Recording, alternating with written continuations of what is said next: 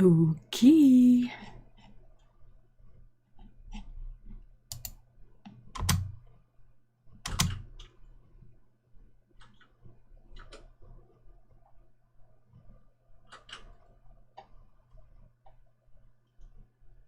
Oh, that spacebar sound is not great.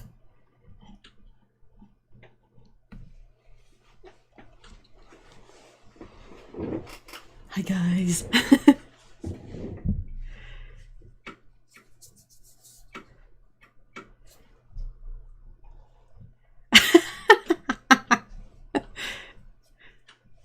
Happy Caturday, guys.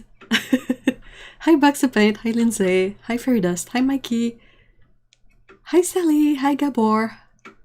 Goddess F floating through the galaxy. Woo! I wish.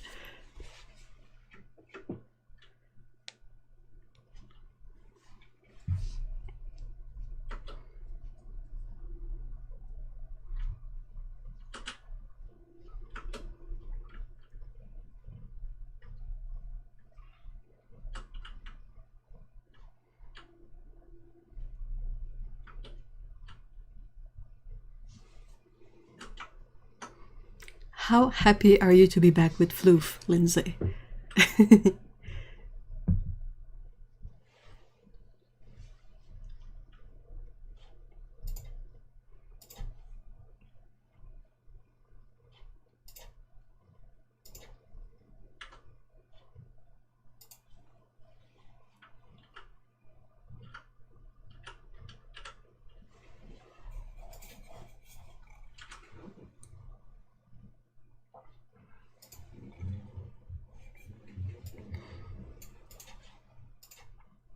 How's the audio?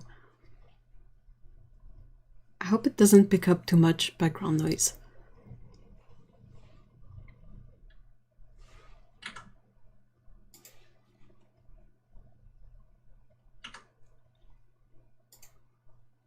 So very, very happy. Oh, although she's mad at my suitcase still being out and is beating on it this time. Put this darn thing away. Audio is excellent, audio is good. Great. Well, for the first part, I'm gonna have to ask that again once I start the video that I wanna sort of react to. Ooh. Yeah, basically it was brought to my attention that a video recently came out and it is sadly full of misinformation. And that just bothers me because it's from someone that has a really large audience. And although I'm glad that, according to most of the comments, people are like very politely telling the person that they're wrong, but still, it's it's sort of really grating when someone doesn't really put in a minimum of effort.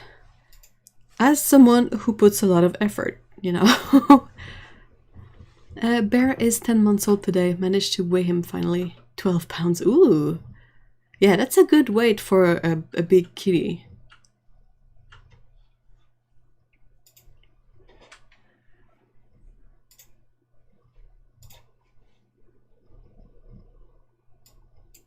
Alright, I'll wait just a few minutes and then I'll start the video. It's a video by a channel owned by Archambault, and I'm not very familiar with her. I've seen a few of her videos, but yeah, it's not exactly my kind of content, really. So he's still slim, just keeps getting longer. Aw, he's gonna be a big kitty. Hey y'all, I'm here, but oh, whoa, awesome. So you're the only one getting in shape right now? Hey Dominic, hey Lana, hi guys, hi Sarah. Whoa, I went to grab some Doritos and I see a new setup. It's just a really quick setup because I want to sort of address all the bad information in a video that was shared on YouTube recently. So it's going to be a bit of this in the beginning of the stream, and then I will switch the camera back to my desk and we will move on to the desk to do some swatches and painting and that kind of stuff. Sarah's on the elliptical. I'm eating a bun with almond paste and whipped cream. I am tilted too. Look, man. This is because I'm in space and this is going really fast. Hey, Ellen! Yay! Hi! Nice to see you. How are you doing?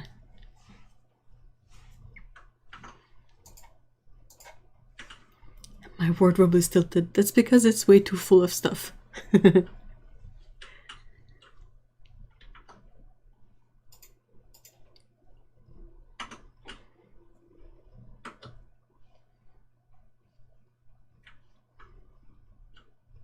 Believe me, I wish I was eating a bun.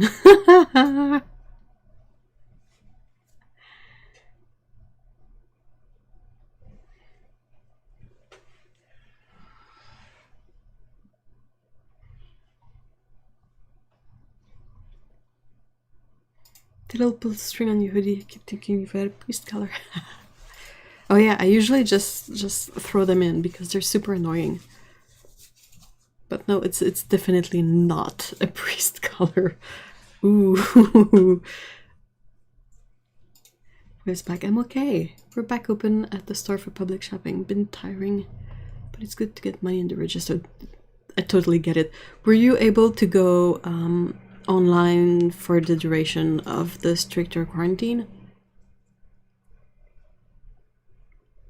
I've actually ordered a spinning bike, so hopefully I'll start working out during streams too.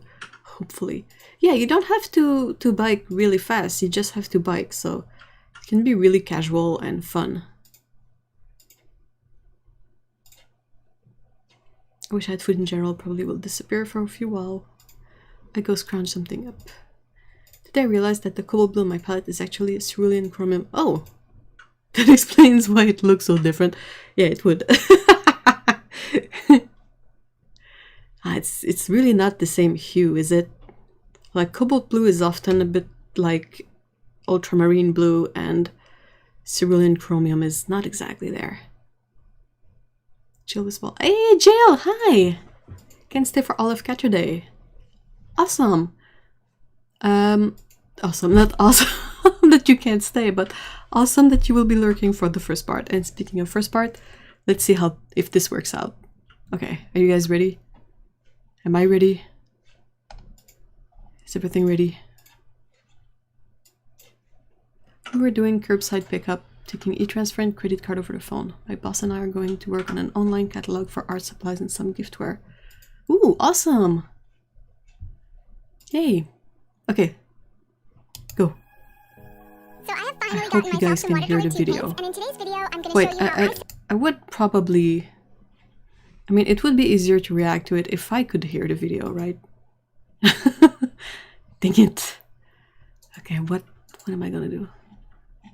What am I gonna do? How can I hear the video myself?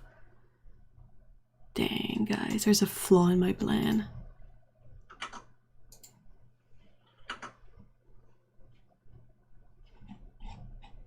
Okay, hold on.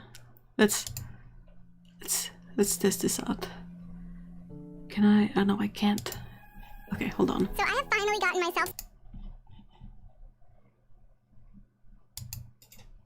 The library is now open. Great, great reference. How can I...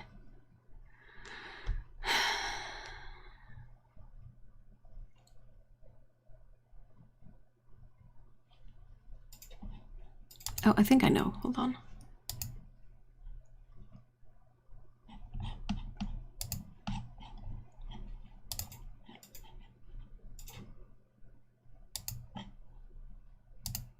Dang, I was all set up and all like, oh, this is working, but no, it's not. It's actually not working. hold on. Okay. And this and boop.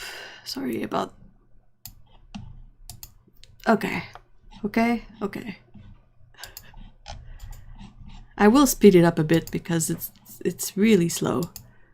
It's really, really slow. Okay. Now, does this work?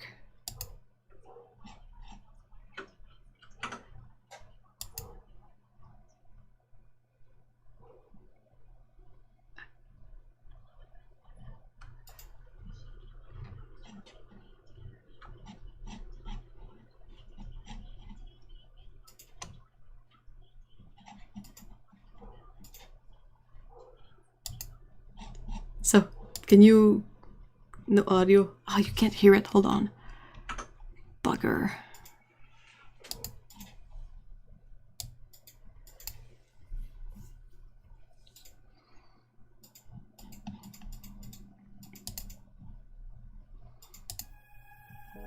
So I have finally gotten myself some watercolor too. So this one you can hear, but I can't.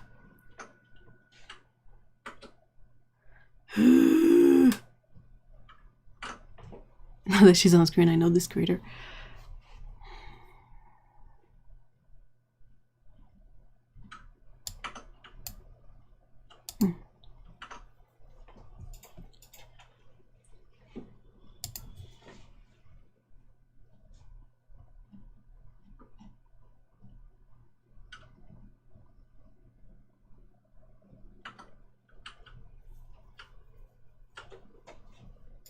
It's actually a much less angry set making video without audio.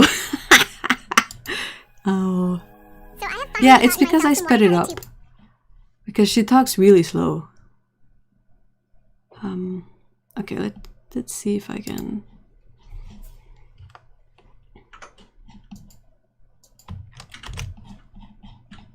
I apologize, guys. This is the first time I tried this stuff.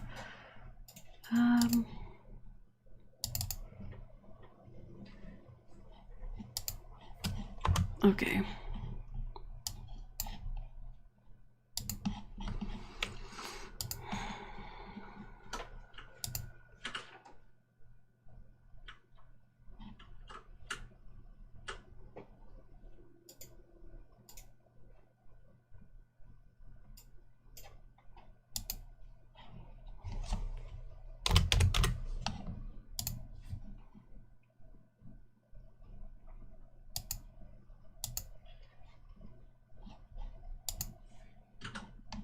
Okay.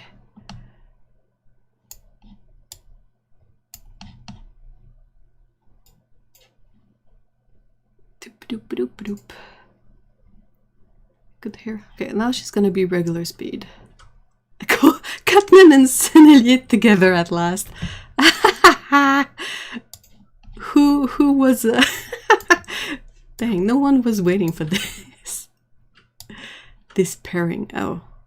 Oh. Why? Why are you like that? Why? Why? Why? Okay, hold on. I will win. Okay. Okay? Okay. Let's try again.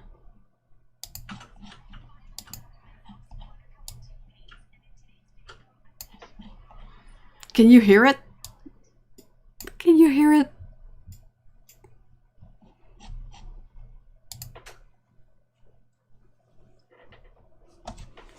Ah. Hey, April, hi.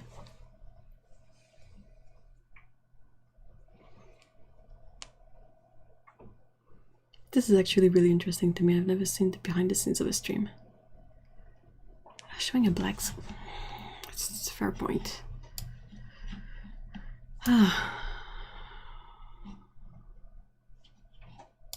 What is wrong with you? What is wrong with you?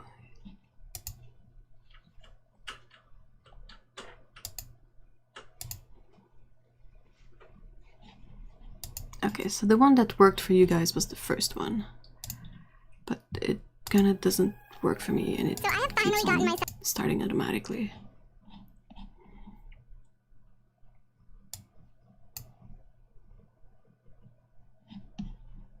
All right, I will MacGyver this. I will MacGyver this.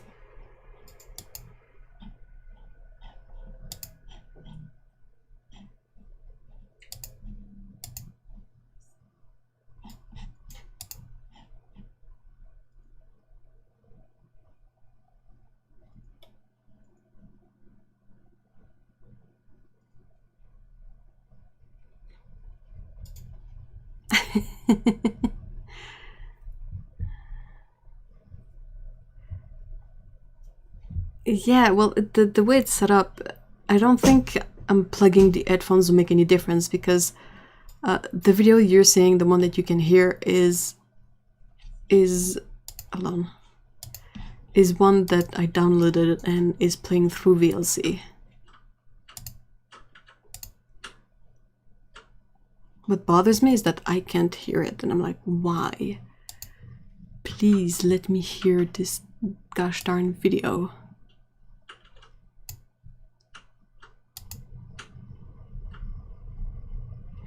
Rage.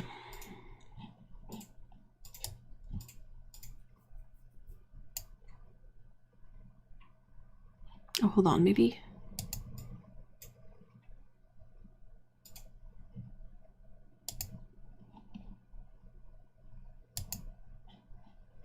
Some watercolor tube paints and Yes, it works. Okay, it's really sped up. So I will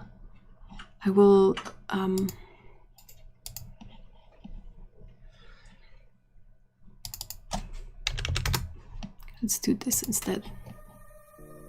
So There I you go. have finally gotten you myself go. some watercolor tube paints, and in today's video, I'm going to show you how I set up my watercolor palette.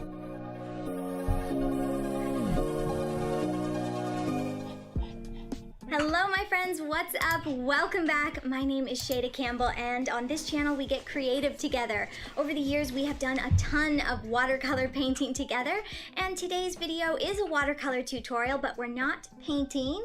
We're gonna set up a watercolor palette using tube paints. If you are progressing your watercolor practice, having an understanding of setting up a palette, a proper palette, choosing your colors, and having an understanding of color and the color wheel, that's really gonna push you forward. Now, with that said, anyone who's been around here for a minute knows that on this channel, I am all...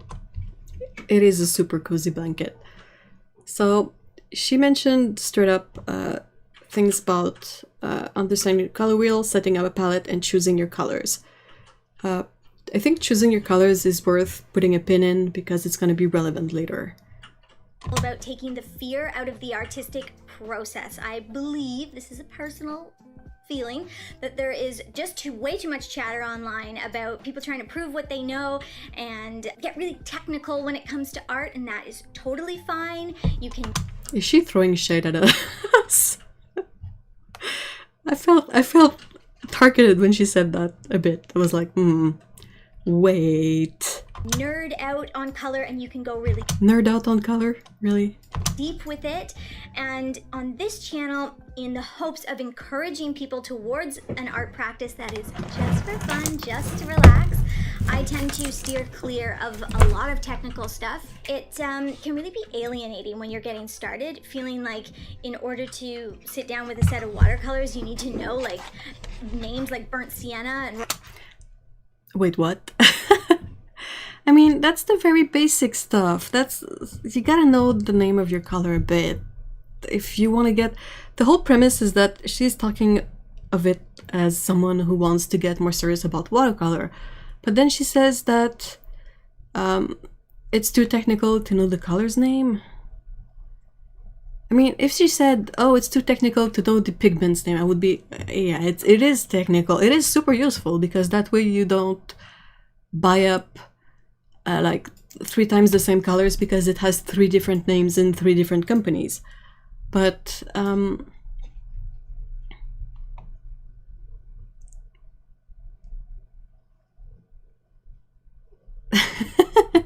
why is the video making your ears bleed? Is it too loud? Burnt sienna isn't complicated, madam. Can you hear less the spacebar if I hold my keyboard in my hands? Because I think it's kind of loud. Let's keep on. Raw umber, you don't. All you need to know is that you've got paints, you've got paper, you're gonna have some fun. Where to begin? When it comes to watercolor paints, there are 3 main types. The one you see me use on the channel all the time is what you would call cakes or pan. I'm curious because I've only sped her up at 110%, so really not that fast, but she still talks really high. Is it? I'll have to check later, like the YouTube video, if she talks that high in the video itself, but wow. It feels like I sped her up, but I barely did, just a tiny bit. They often come in a, why can't I open that?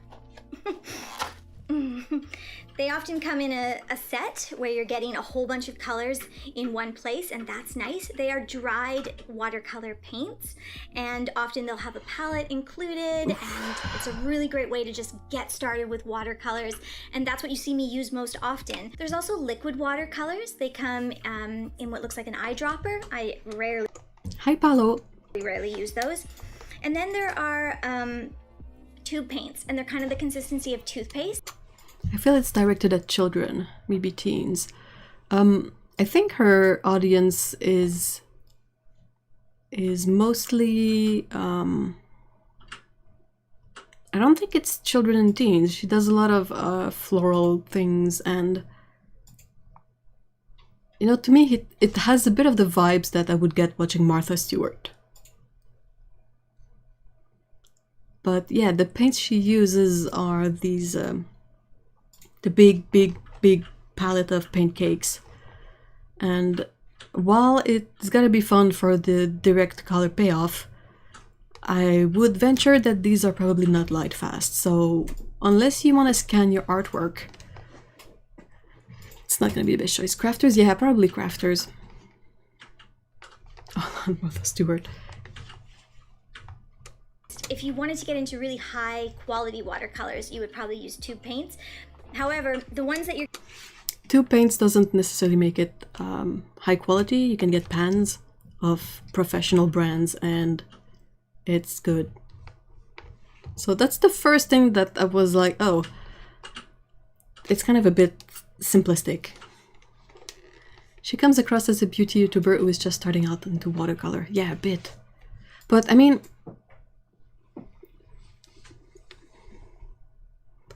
Anyway, we'll we'll see later. I'm just trying to think about what exactly was the point of, like, the original idea of the video, but let's watch it first. Hey, Lise, hi!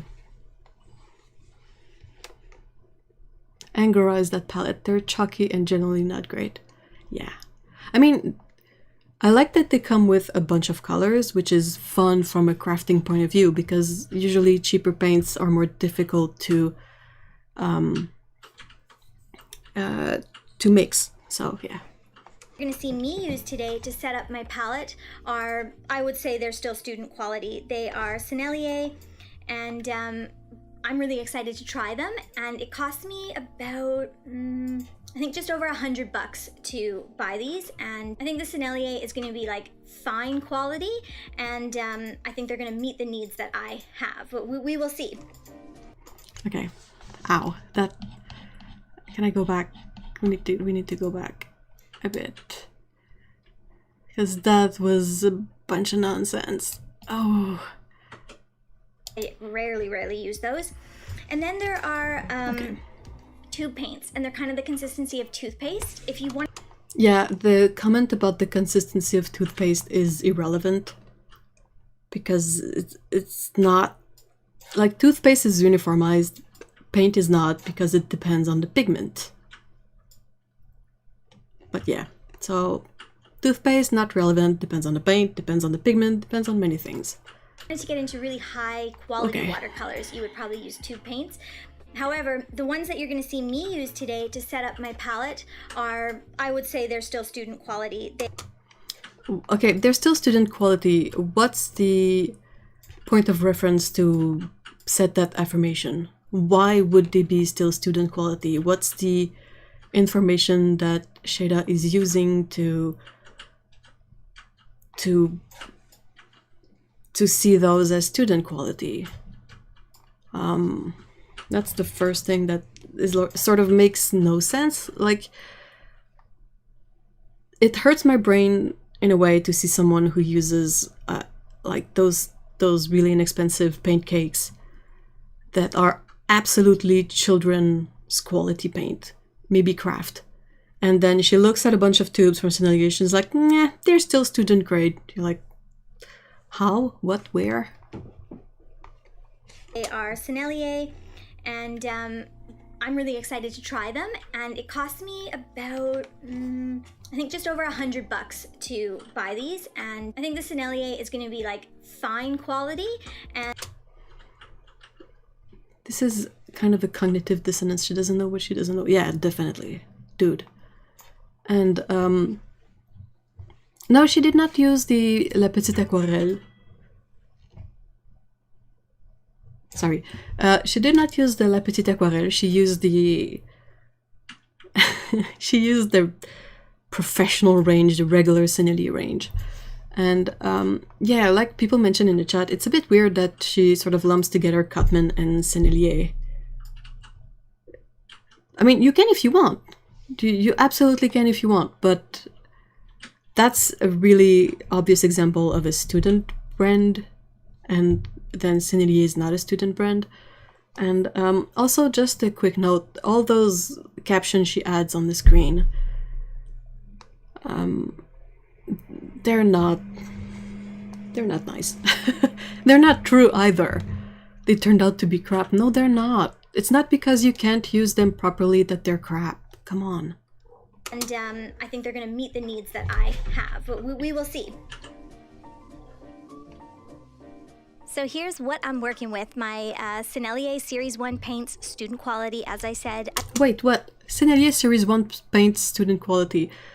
Series are not a link to quality. Series is just a way to sort out the pigment price included in the paint. Like, inexpensive pigments will be Series 1, very expensive pigments will be Series 4. That's very basic. That's something you could probably ask the person working at the art store about. Like, why would you assume that Series 1 is student range? That's so silly. So that's the first, like, headache moment. Ladies and gentle friends, I present to you Miss Dunning-Kruger herself. Imagine if Martha joined the chat. That would be interesting. I'm all for having an honest discussion about this, but I mean, ultimately, why make a video like that if you don't do a minimum of research and, like, look into what you're getting? Like, would you guys do that? Just get into any store and be like, oh, I want to get into oil paint. So I'll just go into the oil paint aisle, grab whatever, and be done with it. And then I'm going to go back home and I'm going to try oil on my watercolor paper and be like, how come it doesn't work out fine, you know? Okay, we can do this. No, she is wrong. I mean, the facts she are putting forth are not true, but Sennelier is definitely not for her. That's like two separate things.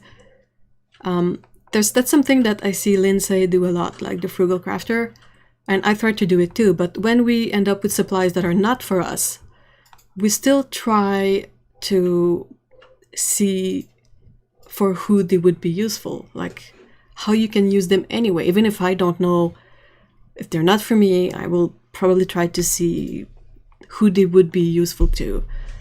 And like, if she doesn't like Sennelier, she could simply say, oh no, this is not what I expected. I'll have to do some research and I'll come back and I'll hopefully find what I'm looking for in another brand. Hey, Otto! Hi!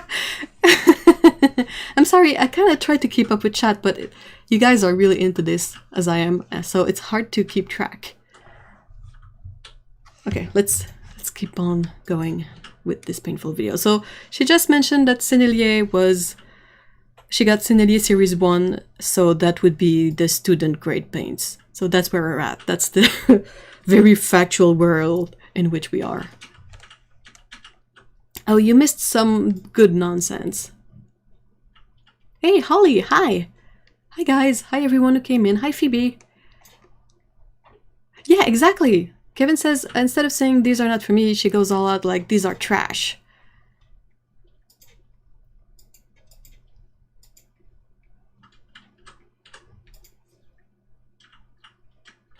Yeah, that's the thing.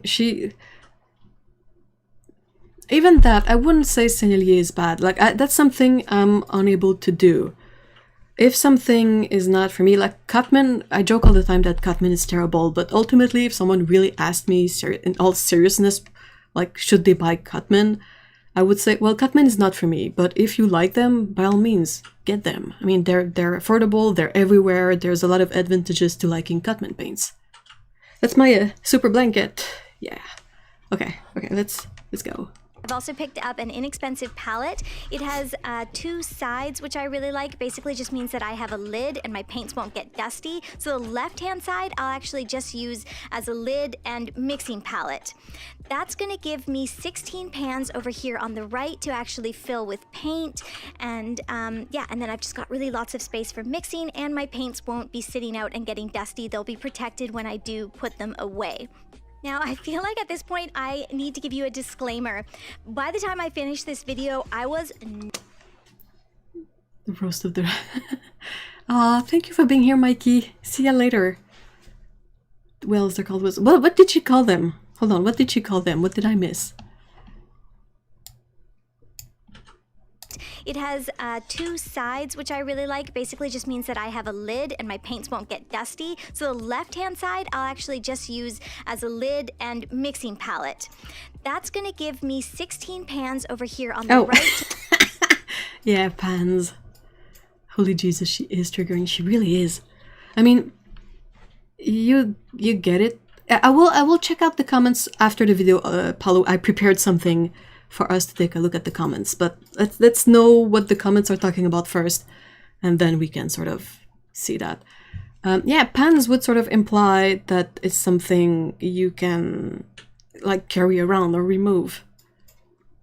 But yeah, these are called wells because they're the opposite. You cannot remove them.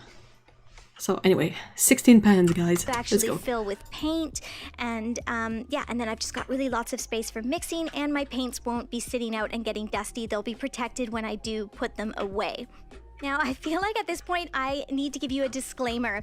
By the time I finished this video, I was not happy with the paints. This palette turned out great, but these Sennelier paints were totally not worth the money. So of course, I didn't know until I tried them out after they had dried. I bought a whole set because I was going to make a video. Normally I would probably just buy 1 or 2 and test them. I'm all about using cheap supplies. Like, I say get yourself a $10 set and get painting. What I never say is get yourself a $100 set that's not great and get painting. You know, cheap supplies should be cheap. These are cheap, but they... No.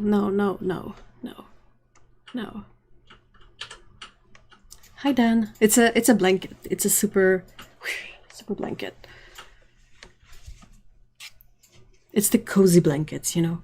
I'm in Canada, it's cold. Yeah, she has Cutman together with her Sennelier.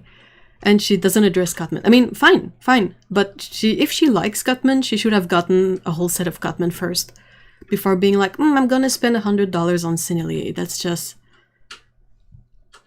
She says they're cheap, not in the price sense, cheap in the production sense, which is not true. What in the name of Dr. Seuss is going on? It's an excellent question.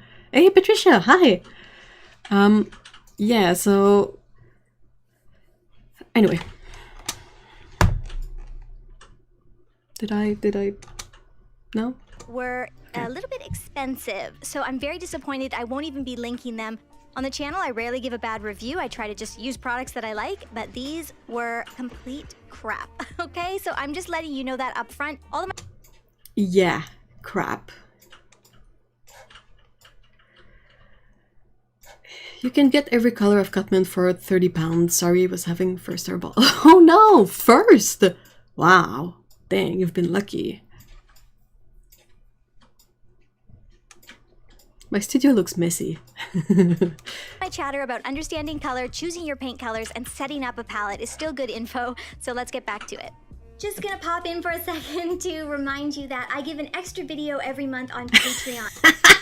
Send them to me. Yeah, I mean, if you don't like the Sennelier, there's 30 people in chat who will gladly take them. So, yeah. Wait, so is she basically saying Cutman's okay, Sennelier scrap? Yeah, she doesn't address the Cutman. She just has 2 tubes of Cutman in there, and they're part of her selection. Patreon is a great way for you to support the channel. If you love our free content, head over there and consider donating. All the bonus content, we give weekly stuff. Starts at $2 a month, and I have a Patreon too, guys. Month there's an extra video, and for March we are doing more wash. I don't know, wash has been like in the air lately or something. We've been chatting about it a lot on Patreon, getting lots of questions. So I did these really graphic, fun spring florals. And I can't wait for you to see this video. If you're a patron, I think you're gonna love it. And if you haven't tried wash before, it's a great medium and a great kind of. Enjoy your nap, please. I hope you feel better later and that the stupid migraine goes away. Stepping stone from watercolor if you're looking for something new. So support the channel, head over to Patreon and get tons more videos. Okay, back to the important stuff. The color wheel. When you set up your palette of paints and when you are painting, it is so helpful to have an understanding of how the color wheel works. Okay. Now, I'm not going to get really into that today. In this video, I'm assuming that you know the color wheel and you know your primaries and your secondary colors. You don't need to know your tertiary colors, but maybe you do. On you, and I'm just going to assume that. If you don't know that, no problem. I have a video all about understanding color and the basic color wheel. Go check out Ato's video in the video description. So even go give that a watch, then come right back here, and this video. Check out the chat for Ato's link. So assuming that you understand the color wheel, I learned last year when I put out my video on color that it can be quite a contentious issue. As I was. Yeah, no shit, Sherlock. You can really nerd out on color, the science of it. Yeah, that's something I noticed too. Like Lana says, but she said not to be too technical and not to need to know nothing about colors. I noticed too because I've watched her video like completely already, like before the stream, and yeah, she starts the video saying, oh, you don't have to be technical about paint, you don't have to know anything, you just need paints, brush, paper, and you have fun. I'm like, okay, sure. But then she goes and says, oh, but the color wheel, you need to know your color wheel, or it's better if you know your color wheel. And I'm like, it's super helpful to know the color wheel, indeed, but that's like nearing pigment nerd territory. Like, you're nerding out at this point. Like, because, I mean, if you're all about just using colors and paints and having fun, you don't really need to know what primary colors are. You just need a bunch of paints and you use them. She uses the term nerd out, but she seems like a poser nerd. Anyway. And how it works, and then from there, if you're an artist, you can get into pigments and how these paints are made and which pigments are in each paint, because some of them have the exact same pigment, but just that was kind of that was not the most shady way to put this. Like, she was shadier earlier, but I felt a bit called out. I'm like, well, if you like watercolor, how do you not eventually get into the side of it that's about how it's made, how you use it, comparing pigments, so you don't buy the same color like twice, thrice, 4 times. When I got back into watercolors, I must have bought like 4 PG7 before I was like, oh wait, it's all the same color. Because they add all sorts of names like Windsor Green and Helio Green and blah. Okay. A different ratio, so you can nerd out. This is not the place to do it though. The shade at Campbell is like, it's red. So I tend to be very like, it's light pink, and I don't always use the proper paint names. Assuming you have an understanding of the color wheel, let's give a really quick thing here just to maybe avoid confusion and arguing in the comments. So you've got your basic color wheel. Now the basic color wheel, this is probably what you learned if you took an art class in public school. Your basic color wheel is going to be that one that has the primary colors of red, yellow, and blue. Those three primaries are the colors you mix to make all the other colors. But if you... Nah. I mean, I'm not losing it at the fact that it's red, yellow, and blue, because I know something a bit later, but you cannot mix all the colors with red, yellow, and blue. That's impossible. Coming from a science background, your color wheel, when you think of it in your head, might be red, blue, and green primaries. That's not what we want to use for art. That's more to do with light. That is not to do with mixing paints and pigments. So let's just clear that up. And finally, if you are an artist and you're mixing paints constantly, then your favorite color wheel might be magenta, yellow, and cyan. And that is just as valid when it comes to mixing. And today It's not just as valid. Anyone who has tried mixing a magenta with red, yellow, and blue knows that it won't happen. Same if you try to mix a cyan. You cannot mix a cyan with red, yellow, and blue, but you can mix a blue with cyan, magenta, and yellow. So I'm going to be doing, just for my own benefit, not to try and include all the color wheels, but because I think it'll allow me to mix better colors as I paint in the future, I'm kind of going to be combining the yellow, cyan, magenta color wheel with that red, yellow, blue color wheel. Okay, so a split primary. What I'm going to call that is split primaries. So instead of 3 primaries, I'll use 6. So instead of red, yellow, blue, I will use a cool red and a warm red. So a magenta and a red. A cool blue and a warm blue, so almost a violet-y blue with a cerulean blue I think I'm going to use, and then a cool yellow with a warm yellow. You get it. In that way, we're sort of combining those two artistic color wheels, and the reason we're doing that isn't to, look cool, it's to have the mixing potential. It's so that when you're mixing your colors, you can get really vibrant, true colors. You can make... What I'm going to call that... No, it is called a split primary. Yeah, it is a thing.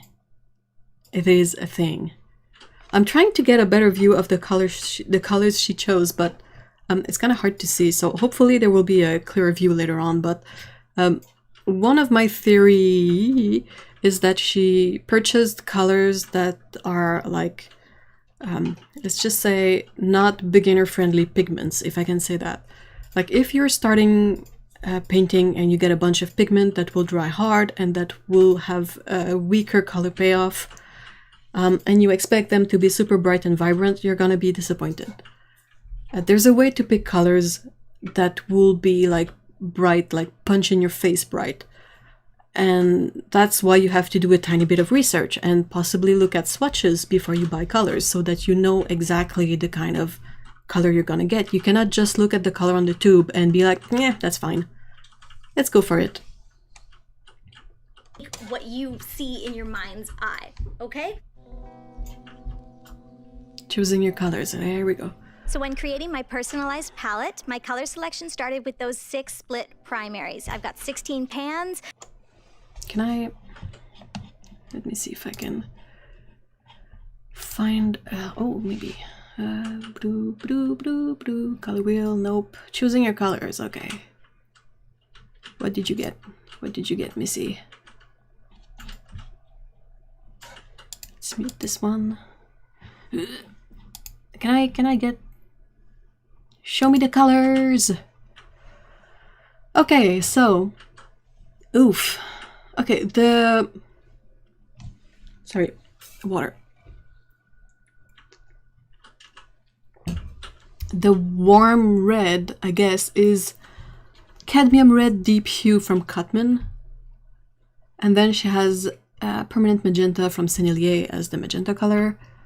Cadmium yellow light for the cool yellow. Then it's yellow ochre for the warm yellow. And then we have cerulean blue and violet blue, which I think might be both cobalt pigments. Okay, let's go back to this one here. Can I zoom in? Okay. Let's see about zooming in. Can I? No, come back. Darn it. Okay. I'm doing my best. Okay. Let's zoom in. Let's put that on top of everything for a bit. Okay. Are you guys ready? So when creating my personalized palette, my color selection started with those 6 split prime. Okay. I don't know if you guys will be able to see. I don't think we're able to see. But yeah, that's not ideal. Sorry, let's see about putting this back in place. Okay.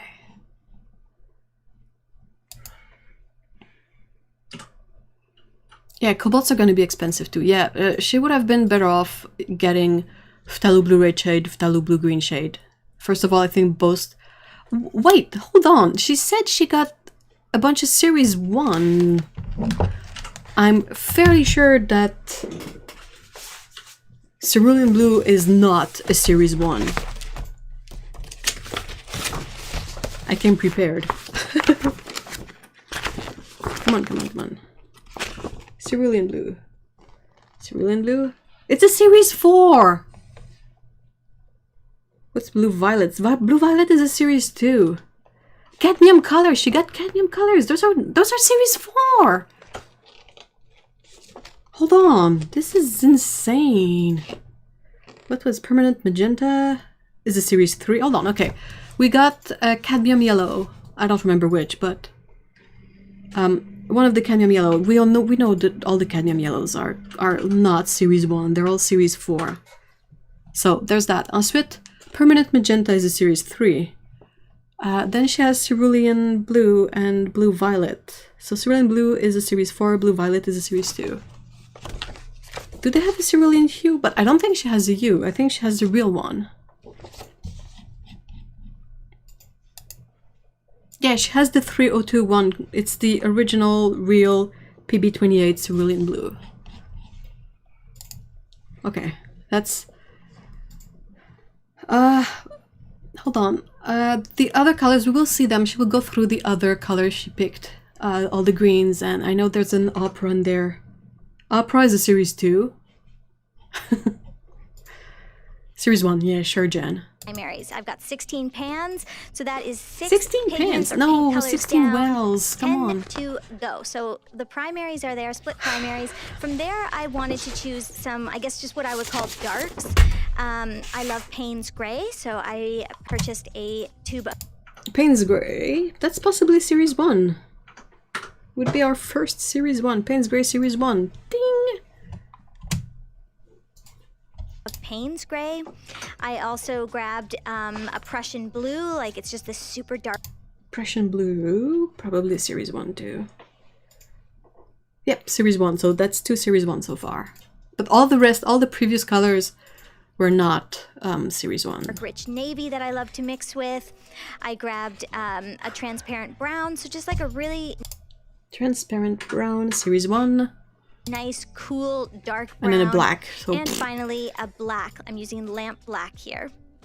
That Series puts me 1. up to 10. And then I have 6, like, fun colors, shade of colors, optional colors, whatever you want to call them. They're totally superficial. And no one will be surprised to find that I chose mostly greens for those. Superficial or superfluous? I think she might have meant to say superfluous, but nitpick. Prussian Blue is not navy. Yeah, it's too green to be navy. I think if you want a good navy-ish color, Indian Throne would be a better choice. Indian Throne is a Series 3, incidentally. Why lamp black? Probably because she grabbed the first black she saw. Seriously, I mean, I didn't know the difference between ivory black and lamp black when I first got back into watercolors. I was like, why is there 2 black colors? What's the point? Same with white. You're like, why do you have 2 of them? But then, when you sort of start doing some research, you figure out that one is more transparent and one is more opaque. So, one is vegan for the black and one is not too, so I don't know, maybe she's a vegan. No, but I mean, Sennelier are made with honey, so vegan or not. Extra colors, starting with an olive green, which kind of has a brown. Olive green. Series 1. Okay, that's good. Tinge to it that I really love. Deep phthalo green. This is a deep phthalo green. Series 1, 2. Very dark, cool, permanent green, and I love mixing those two together. So these are like my known favorites, as well as sap green and hooker's green, some watercolor. Sap green, series 1, and hooker's green, series 1. Okay. So these are, I think, aside from the opera, she still has all the other colors are series 1. So thankfully, half of them are series 1, but they're not all series 1. Why? I mean, didn't she realize that something was off when she saw the prices? Like, oh, how come one of the tubes I got that is cerulean blue costs twice the price of another one? Why so many similar greens? I think that's because she does a lot of botanical plants and whatnot. So I think that's why she ended up with a lot of greens. So, I mean, that's personal preference, got nothing to say about that. She could send me those colors. All are excellent paints. Yeah, same. I'll take them. Send them to me. I'll happily add them to my my selection of Sennelier because I love Sennelier a lot. I recently learned that you use multiple whites because you would use one for mixing and one for pure uses. Yeah, but I mean, you can use the same white but have 2 spots of it. And I think that Chinese white is more transparent and titanium white is more opaque. So it really depends on if you want a mixing white, that's usually Chinese white. Anyway, let's go. Classics. We're up to 14 there. Then I also grabbed a light pink. I think this is called Opera Rose, and Burnt Umber adds another natural brown to my palette. What I can say about this is I love mixing my own colors, but I also love having my favorites on hand as well. I could mix up a green using yellow and blue. I don't want to. I want to have 4 interesting greens just available to me there. I love to mix. My brain tends to be full-on literal or lateral, and why spend time to say names aren't important and then walk through your color names? Well, she didn't go exactly through the color's name. Like, she didn't mention what that the blue violet was blue violet.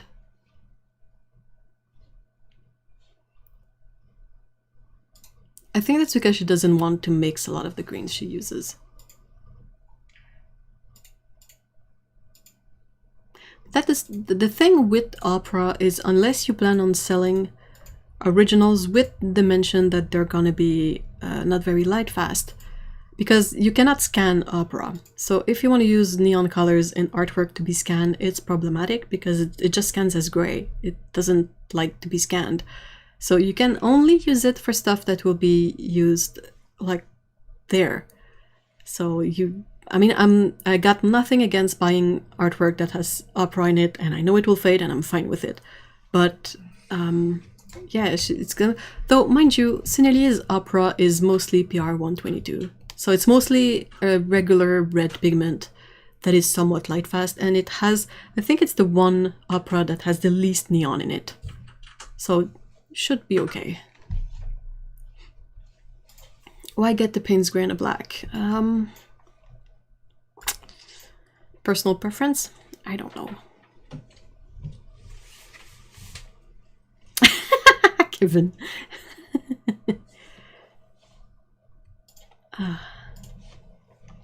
Okay. With like an olive green, which I could mix by making my own green and then maybe putting a little extra brown or red in it to make it into that olivey browny color. But I don't want to do that. I just want to dip my brush in and get olive green. So that's the basic reasoning behind all of my color choices, and hopefully you'll find that helpful when you're choosing your own personalized palette. Now for the last color, my 17th, it is white. So let's talk about that, shall we? Setting a set of 16 colors but having 17? It's just extra confusing. Why not just say it's a palette of 17 colors from the get-go?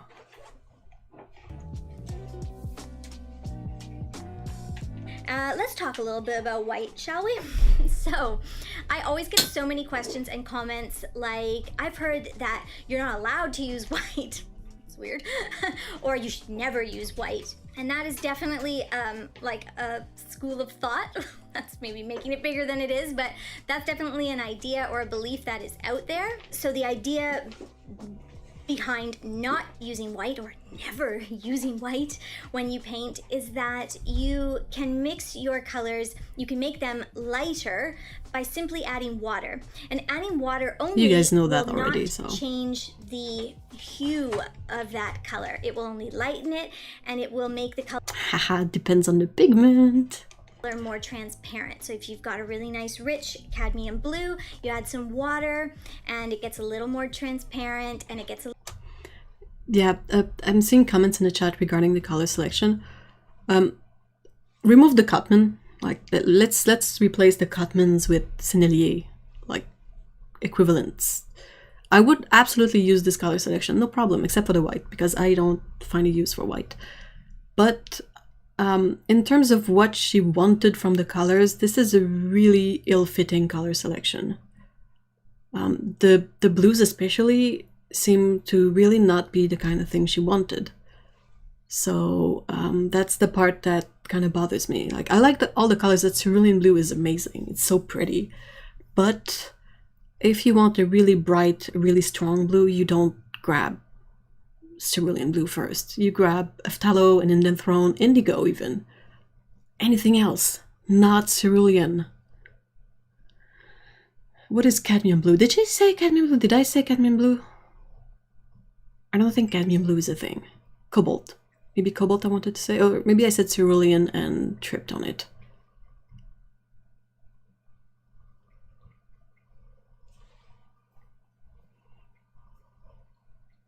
I don't think she's an acrylic painter. She she has shown at the beginning of the video the palettes she usually uses, and it's the Angora palette, you know.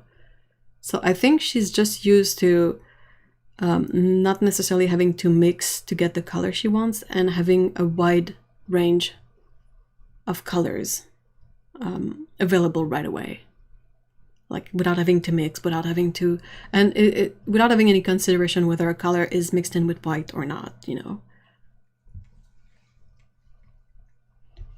I don't know why she dumped money on a foreign brand when the Daniel Smith. Is she located in the US, or is she? If she's Canadian, it really doesn't matter that Sennelier is foreign, because everything is foreign to us. So I think Sennelier is one of the most affordable brands to us here. Daniel Smith is ridiculously expensive in Canada, like painfully so. Sorry. Yeah, she's Canadian. That's what I thought. Okay, blue. For reference, she's been using Mungyo heavily for the past year or so. Well, Mungyo is fine, but it's like this kind of super bright intense. It's basically the same as the Prima Marketing or the Jane Davenport colors. It's little lighter. You add some more water. Well, now we're down to this very, very light baby blue. Great, fine. You don't use white. But what if you want to use white? I love using white because what white will do for me is actually lighten the color slightly, and it will also change it a little bit. So it will. Depends on where in Canada. Sennelier is very hard to come by in BC, but you can order it from Dessert. If Dessert lives to BC, lives. That was French. If Dessert delivers to BC, you can buy it from them. They have Sennelier. Like, seriously, Series 1 tube of Daniel Smith used to be $13 or $12, like $11.99 here in Canada, and it's basically like between $15 and $20 now. It's super pricey. Oh, okay.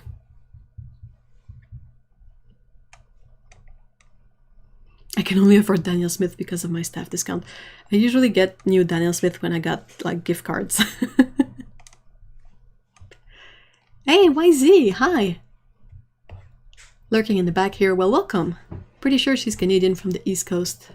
Prince Edward Island or New Brunswick. Oh man, that's a lovely... Those are lovely provinces of Canada.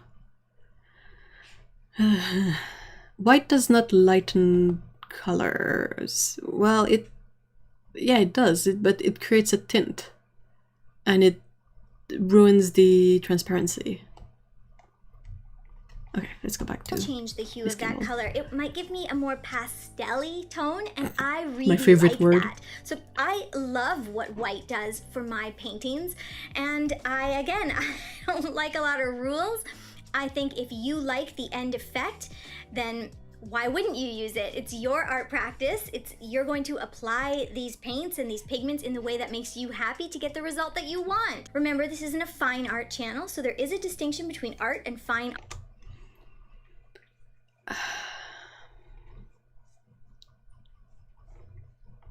She might be more meaning it creates a pastel effect. Yeah, that's what she means. I don't know what she means, mind you. Anyway, yeah, so this is not a fine art channel, but she buys fine art paints and doesn't research it and then has no idea what to expect from it and then is disappointed because it's not craft paints. Like, pick one. Perfectly fine to be a craft channel, nothing against that. But, I mean, like, if you want to step up into fine art stuff, at least do the homework. Or at least present it in a way that would be like, oh, I know nothing about professional paints because I've never tried them.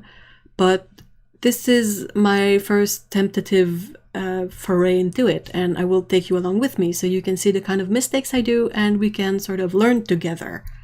Instead of being like, oh, these are crap. Don't buy them. You're like, these are crap. I don't like that kind of, I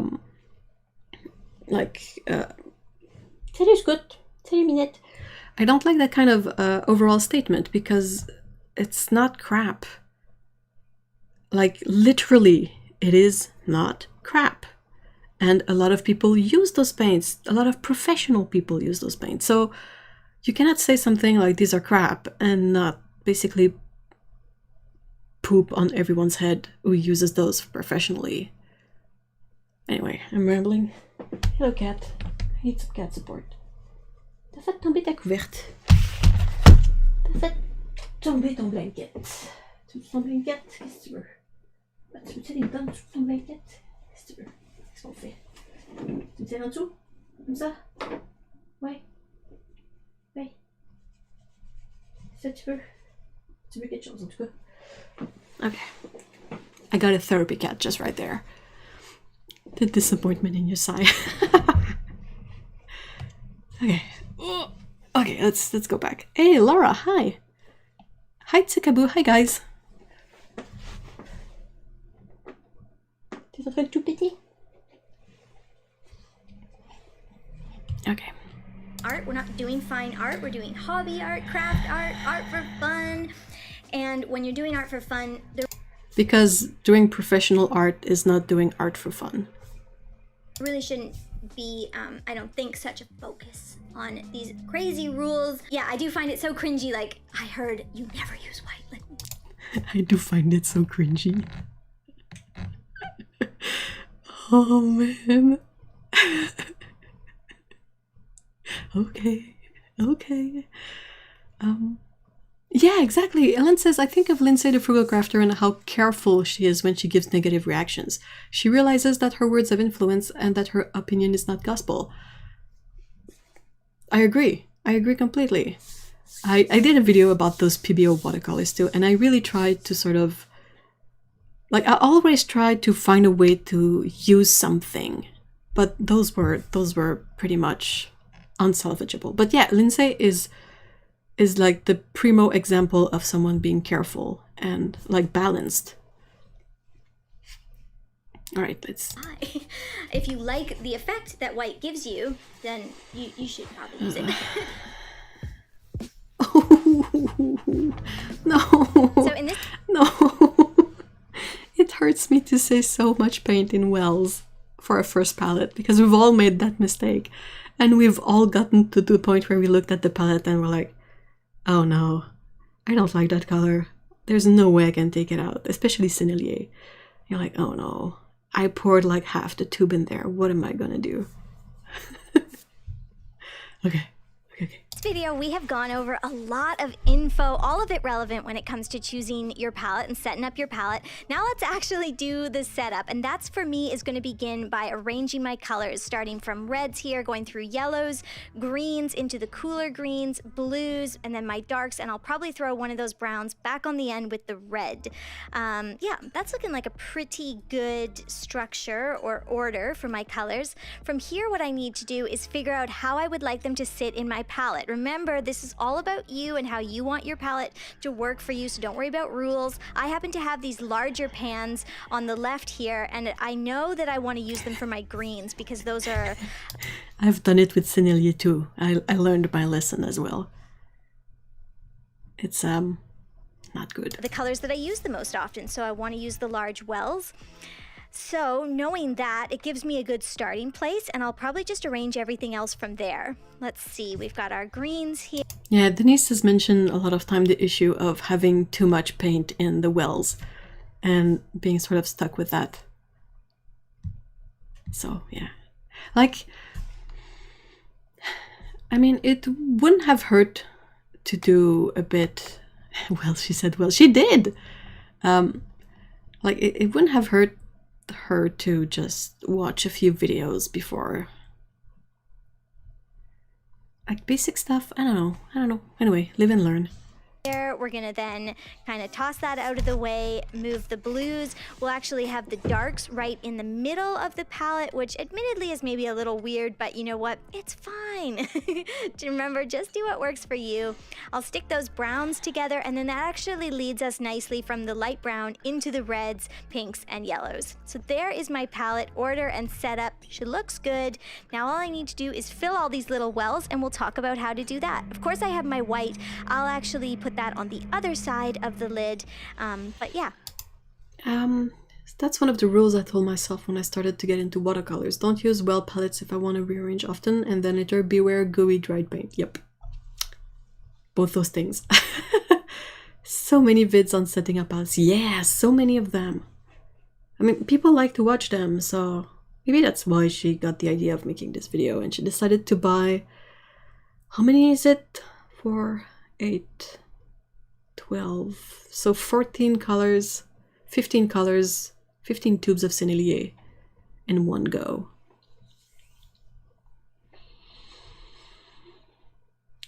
Okay. That's all you really need to know.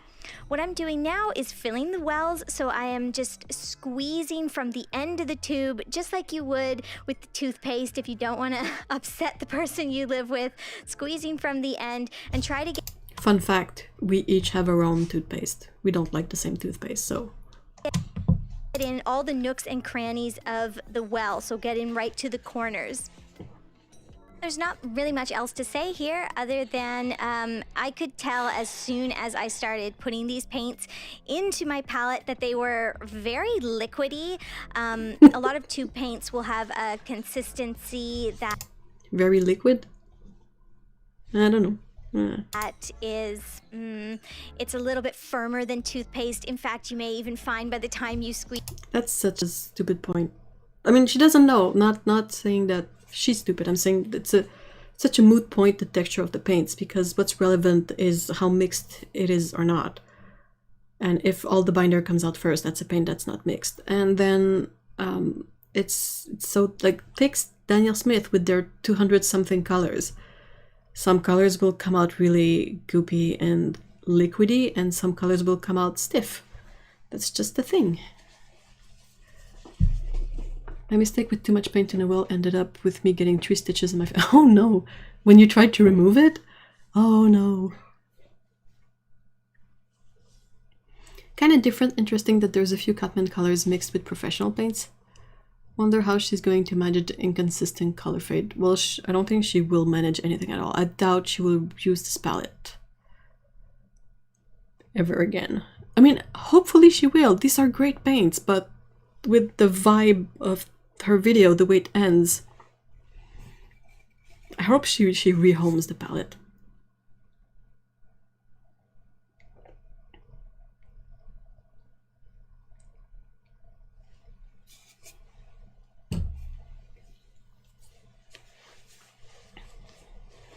Softness depends on the pigment. Yeah, that's what I was saying earlier in the video. Some Daniel Smith are thicker than my runnier gel toothpaste. Yeah, it's such a moot point. Oh yeah, that's a fair point, Cyan. Cyan says it sounds more like gouache consistency than watercolor, and she said in her Patreon promo that she was doing gouache. So maybe she probably doesn't really know the difference between gouache and watercolor at this point. I mean, if she does, awesome. But, yeah. That poor palette is going to be those palettes that are 100 years old and sold on eBay. And the paints will still be good, except the Cutman ones. No, I'm kidding. I have old Cutman, and it's still, I think it's better than modern Cutman, so, yeah. Okay, it's just the waste for just, I mean, the whole point of waste in this video hits 2 times so far. First of all, there's the fact that she bought 15 colors and then says that usually she would buy 1 or 2 and try them. That would have been a fun video too. Why not go that before you spend, why not get a bunch of different brands and then do some sort of comparison? Why sink $100? $100 for 15 colors? Yeah, I doubt that's the proper estimate. There's something weird here. But anyway. Yeah, why not do what you said you would do? Buy a few colors and test them out. And then why pour so much paint? Like, you've seen your own cakes of paints in the crafts palette. And if you use Mungyo, you know how much paint you use when painting. So then you can sort of decide how much you need to put in a palette. It's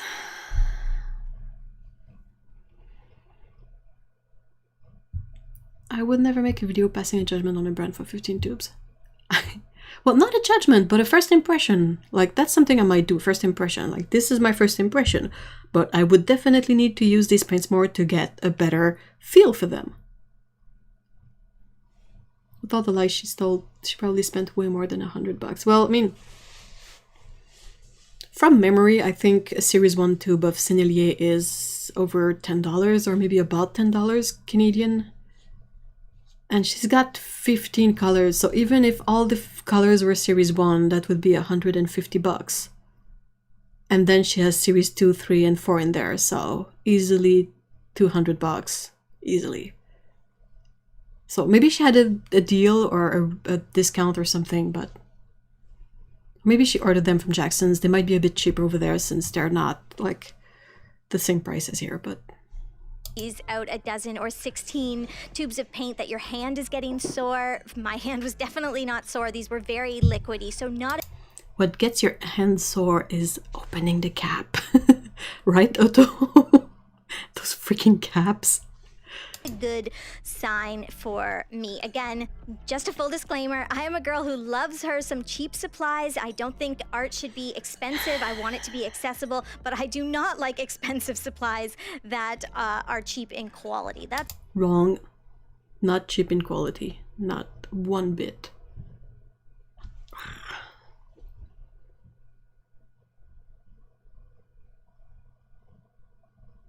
Can you imagine if this was a sponsored video from Sennelier? Well, they're not gonna sponsor any future video from her, that's for sure.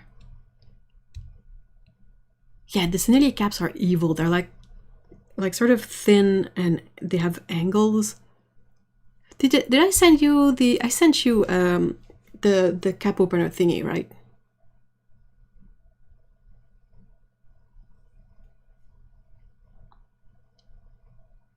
I might make a video passing judgment on whether a brand is for me based on 15 tubes. Yeah, same. That's there's two perspectives to things. There's this is my personal impression, and then I think this could be useful for XYZ. That is not my thing. But yeah, that ship has sailed. It's the worst, and that's what happened to me here. So anyways, final step, you can That's use the a knife worst, or and just that's more what- paint to hold fill on. these wells in. let's go back a bit. Just a full disclaimer, I am a girl who loves her some cheap supplies. I don't think art should be expensive. I want it to be accessible, but I do not like expensive supplies that are cheap in quality. That's the worst, and that's what happened to me here. So anyway. The cap opener thing is a lifesaver. It is, right?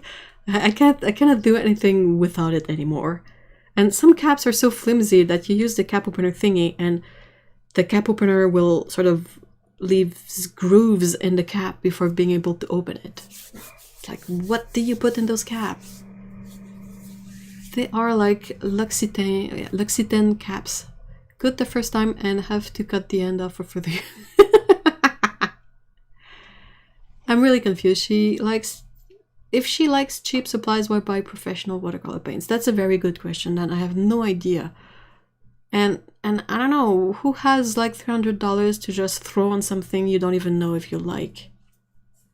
That's just a bit rough. That's painful. She might have a problem to get any sponsors with having this kind of video up. It's not a good look. Personally, I don't think it's a really good look, but... Does anyone know of a decent mini paint tube squeezer? Oh, phew. I don't, but you might be able to use the one from Golden at the smallest setting and add some kind of elastic band on your cap to make it a bit bigger. That might work.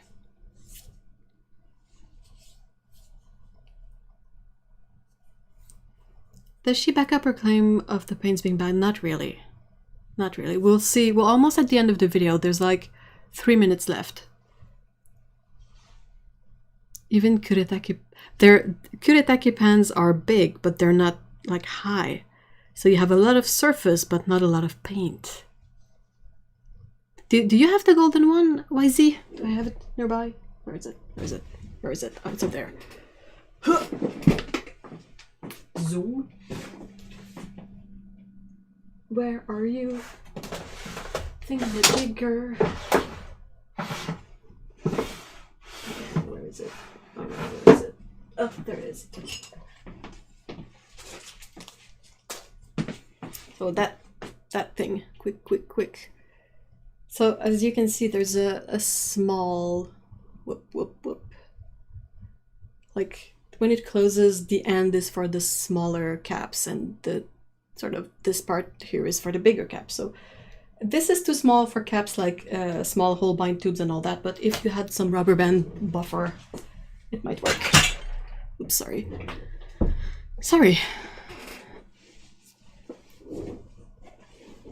Okay, let's settle back in. People are giving her a pass because she's pregnant. The weight? Yeah, that has nothing to do with it. Okay, so we will check the comments a bit later because it's interesting to see what happens in the comment after a video like that. This final step, you can use a knife or just more paint to fill these wells in to the corners so that you don't have chipping or separating later on. That's another sort of element that showcases the fact that she hasn't used professional paints before because Sennelier especially doesn't crack, doesn't separate once it's dry. So like it's something to do with cheaper brands, but with Sennelier, with the honey in there, you really don't need to worry about the paint cracking or separating once it's dry. Especially once it's dry, that's the whole point. Anyway. It's going to make for a better pan of paint. And yeah, other than this paint being complete garbage. Hold on, my squish. She needs to really get to know. She needs to get to know the paints, yeah. Ugh. Should have really bought 1 or 2 tubes and then... Even their acrylics don't crack or separate. Well, acrylics, if they dry in the pan, you're screwed. Deeply disappointed sigh. Yeah, there was a lot of sigh in that. it shrinks and get cracks. Not Sennelier, barely any cracks.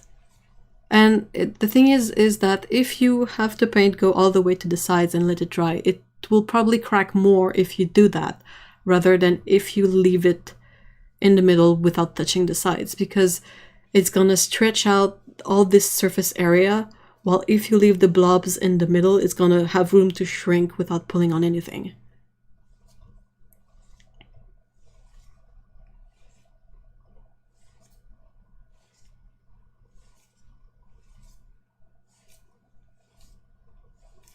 Hi, Charlotte. Are you new to the stream? Just where I am. Peace.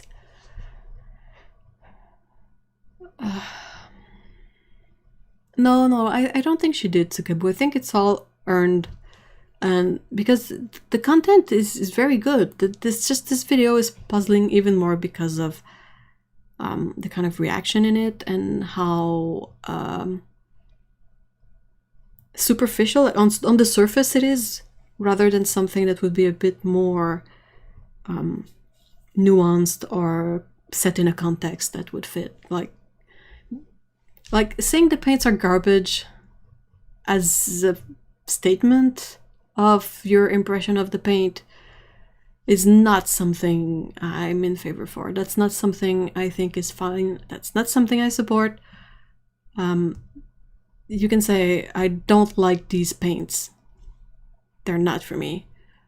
You can think that they are garbage, but I would never say that.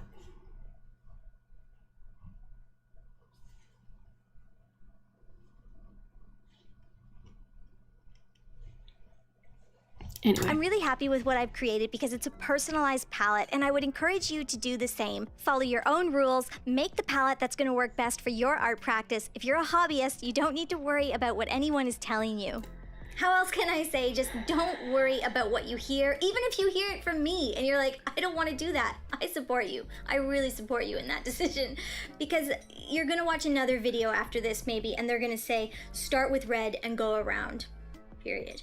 You know, but for me, this is such a weird impression of the fine art community at large. Like, sure, we've all seen those videos about people being really stuck in one thing. Don't use white, use white. Don't use black, use black. You have to put the colors in this order rather than that order. But ultimately, that's a really minor part of the community, I feel. And I think that most of the community of watercolor related stuff is just like, have fun, do your thing. This is how I set it up. I haven't personally found a lot of videos of people who would go like, you absolutely have to do this the way I do it, otherwise you're not an artist. It happens, I know it's there, but have you guys found anything like that ever? I'm really happy with this palette. Oh no, that's a good summary of the video though. Yeah, I don't know if we've seen, but all she does is like tiny swatches of them. And her swatches are basically like wet brush, touch paint, swatch, which works for certain colors like the phthalo green and all that, but certainly doesn't work for colors like cerulean blue and blue violet, which are cobalt colors, which you kind of need to work a bit more. But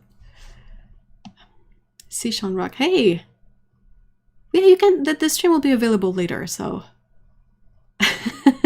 So much love, stay spicy. We're pretty spicy today, I would say, right? I feel supported by her in my confusion about her videos. She has a large following. I hope this doesn't result in people who haven't used the brand to not even try. That's kind of why I wanted to make this video, reacting to her video. It's not something I would usually do. I've never done it before.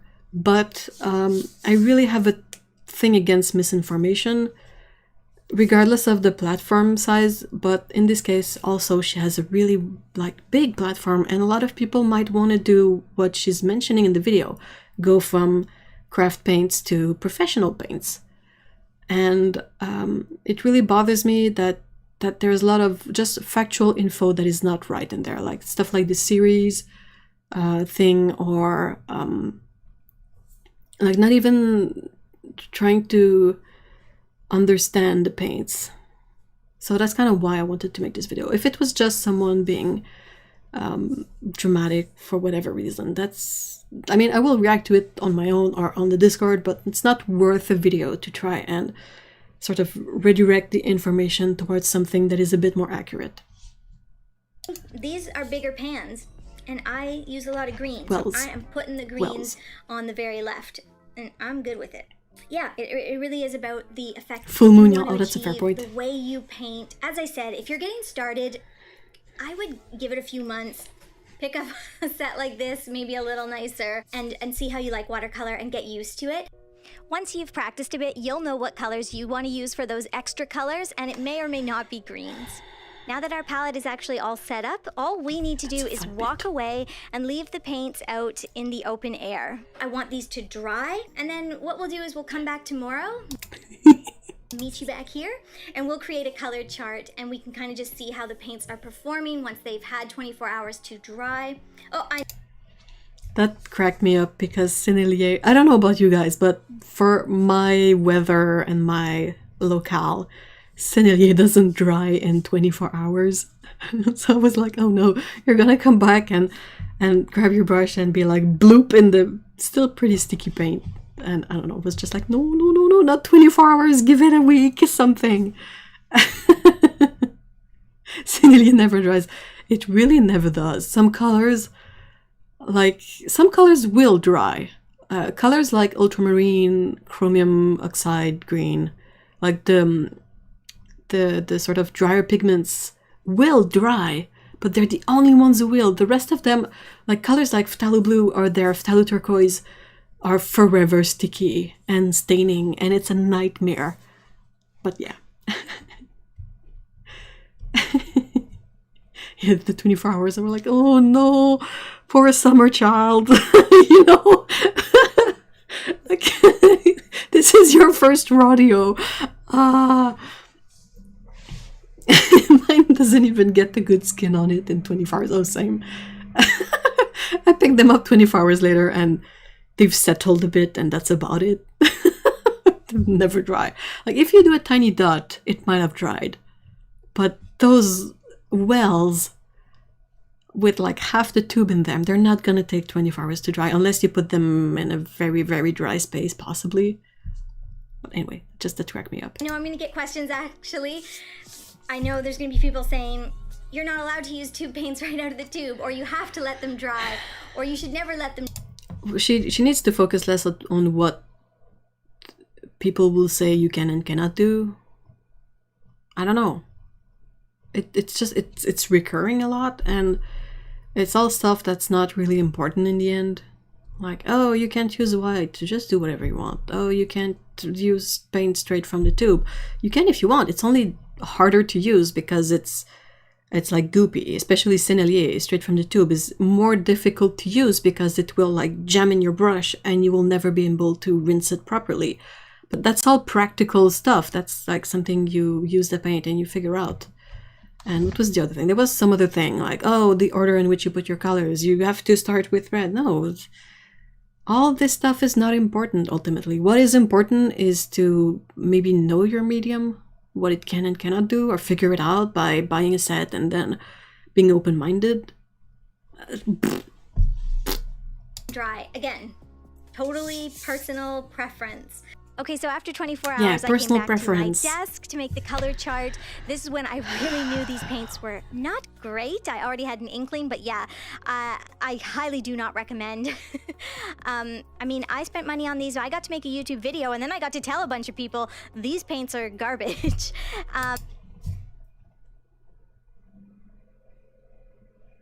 That's the worst part. Worst part. These paints are garbage, and I got to make this video and tell people these paints are garbage.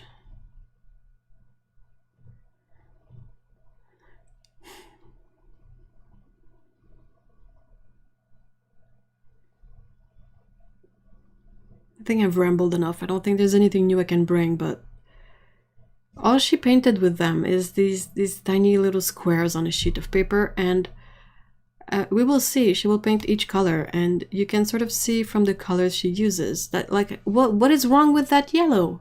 How is that yellow garbage? It's super nice. It's super bright. Like, okay, when she gets to the blue violet and the cerulean and they're weaker colors because they're weaker pigments and they're not like the color she wanted, I'm like, well, how is that the paint's fault?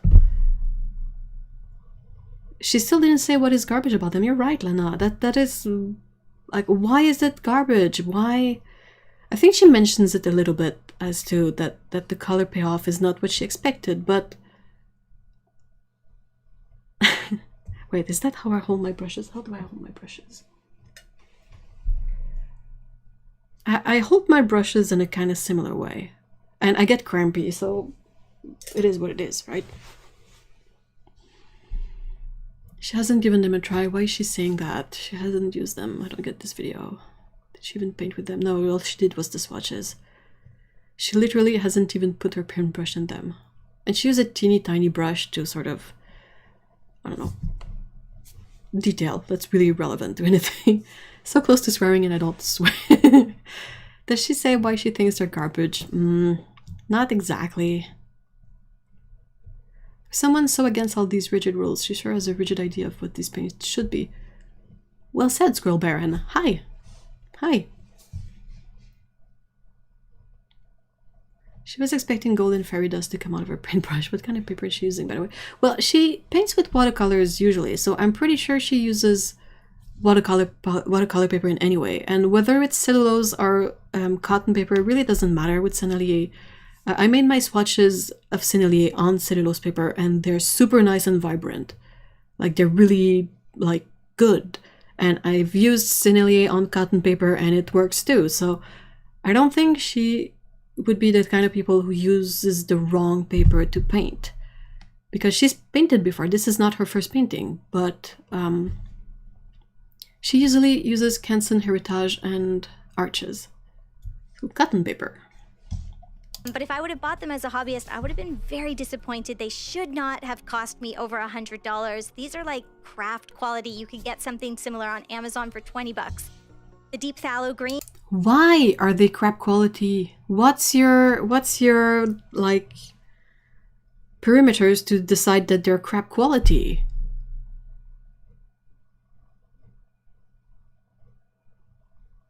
And like the brown, I don't know what it is, the color next to it, black.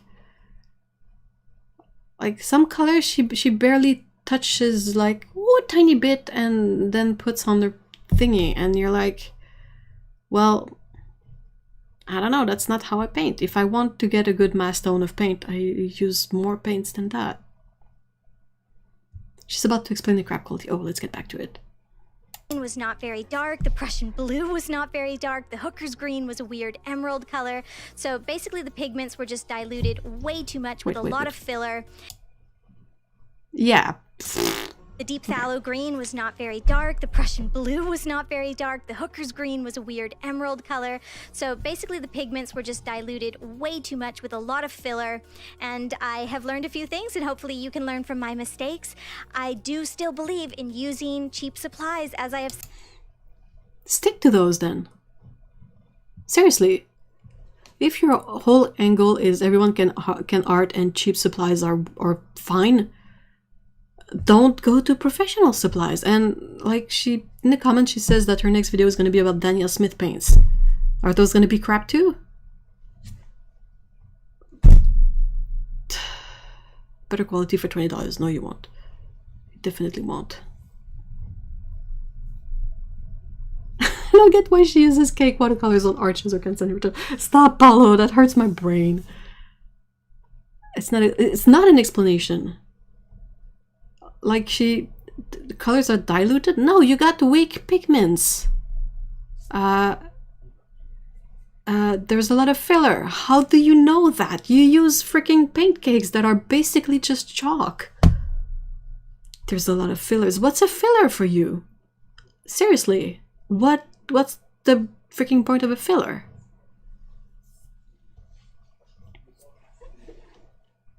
I bought that darn paintbrush because I saw her. What's the paintbrush? Good job nobody told all those botanical artists that they were painting with garbage. Yeah, that's what I thought too. And alright, fine, she doesn't know that Sennelier gains a lot of strength from layering, and it's really good for layering and really like glows when you layer. Okay, but you have to at least try in your video to layer the paint, see if it's more to your liking. Like, what's... And the biggest lesson anyone can teach a new watercolorist is that you can not buy bicolor because you think it's pretty. That's not a good way to start. You have to sort of do a tiny bit of research and be aware that pigments are a thing. If you want to get into professional paints. Nothing so hard over here in agreement with everyone. Oh, a paintbrush costs more than a corresponding Escoda Reserve. Escoda Reserva. I want to flip a table at this point. I wonder if she's confusing transparency for cheapness. I mean, that would be... I'm laughing because that's such a weird concept to me, but it would work in this setting, I think.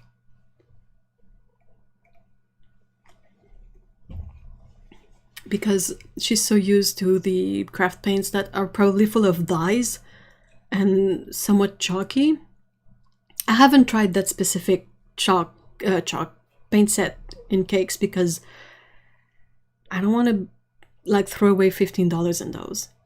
Like, no, I'm not gonna. I can buy a tube of professional paint for $15. No, I'm gonna buy that freaking thing that takes out a lot of space and is full of plastic. But yeah, if you are used to that kind of paint and you go to something like Sennelier that is really based on the vibrancy and the transparency, I think you're right that she's reacting to the low pigment color and was completely stupid about what Prussian blue actually is. Yeah. And I mean, their Prussian blue is really nice and bright if you load your brush properly. Otto says, okay, I've tested a paint or two, just one or two, but I can't tell if paints have filler in or not from just swatching a little wee swatch like that. Yeah, you kind of need to swatch them on a dark background anyway to sort of see the filler come out. There's so many watercolorists with channels on YouTube that can help her understand if she wants to do more than 5 minutes. I don't think she did 5 minutes research. I think she ordered a bunch of paints online or went to the store and grabbed a bunch of paints and went home.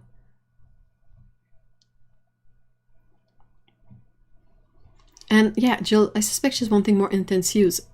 I agree, but that's what research is for. And you can easily YouTube like Sennelier swatches full range. There's a bunch of videos about that, and you can quickly like scroll through and kind of see the images of the whole range and be like, okay, I want this vibrancy in color, this vibrancy in color. Oh, this one is not as transparent as I would have thought. Like, anyway, maybe she can smell the fillers in paint. Ooh, what does that smell like? It's actually a good point. She doesn't know what the difference in quality actually means. Yeah. Sometimes you can feel the fillers. Yeah, I've experienced that, but knowing what I know of Sennelier, I don't think one would be able to be like, oh, there's fillers in there just by painting 1 inch by 1 inch square. Chalkiness may come out as pastely, like opaque. I mean, if she wants opaque colors, gouache is completely her jam. She should go back to the Arteza gouache and be happy with them. She just traps the... Yeah, she goes like, boop, swatch, boop, swatch.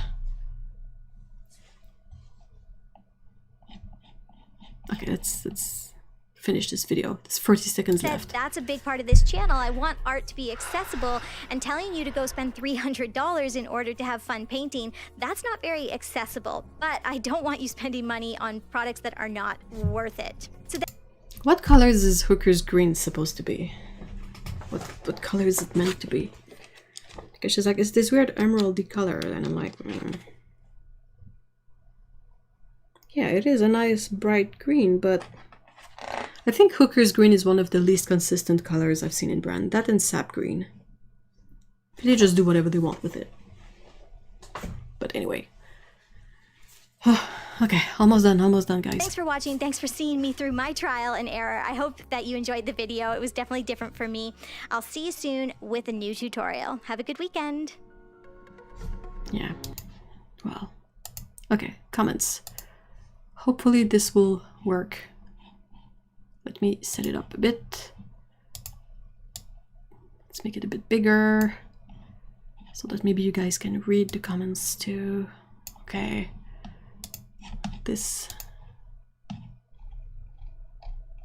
blah blah blah blah blah blah.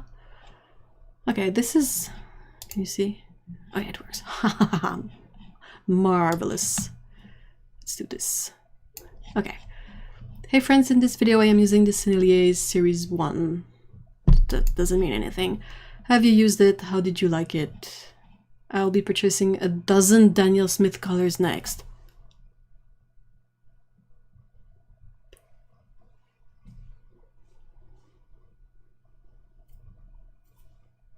A dozen? So you will set yourself back another $300 for something you don't know you will like or not. Dang. So if you like those, comment and give your opinion. Also, do you mix with white? Who cares? As you know, I believe you should do what works for you. Yeah, exactly. So why do you insist on this stuff? I love to hear what you like best for your art practice. There I am. That's me. I had to chime in with my disappointment. Hold on, what am I trying to? I'm trying to locate OBS. So I had to comment a thing about like that it was super disappointing and whatnot. Let's skip that. That's just me. It seems to me like she's buying paints together. Yeah, I think that's it. That's gotta be it. Easy video to put together. New. Wait, did she mention it was $300? I missed it again.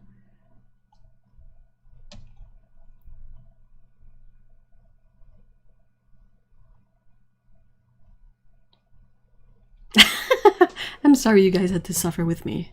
And error, the most accurate part of the video. Oh man, you're on fire today, Squirrel Bears. Seriously. Like bam, bam, bam, bam. I need to go over and like Ev's comment. I wrote a very long comment. She said $200 right at the end. Yeah, that's a more like... It's a bit of a big assessment.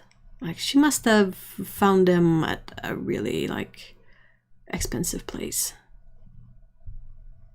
But anyway, like, I think usually Sennelier is a tiny bit cheaper than Daniel Smith. She changed it up. Just hold on, let me go back up a bit. You might not hear that, but I would just want to...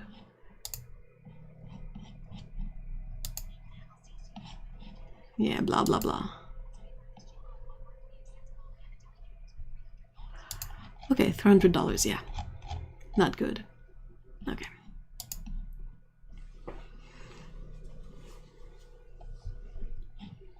There actually isn't anything wrong with Sennelier paints, and they are highly regarded as brilliant quality paint, and all of the ones you got are from their artist grade line. Their student grade paints don't come in tubes. Not sure about that. These paints are highly regarded by botanical painters as they are amazing for glazing and lots of layering. They can appear to be a little unsaturated or dull, blah blah blah about layers. I also wouldn't suggest them as a brand for newer artists. So this comment is basically going like while being super nice. Like this person is like, I love watching your videos. And they're being super kind and super polite, but still saying like, what are you doing? Just don't. Look at some other artists who master these and do some research, come on.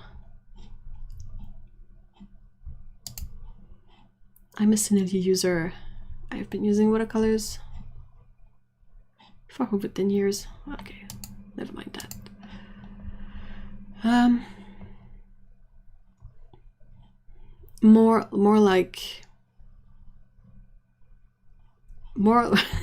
More info.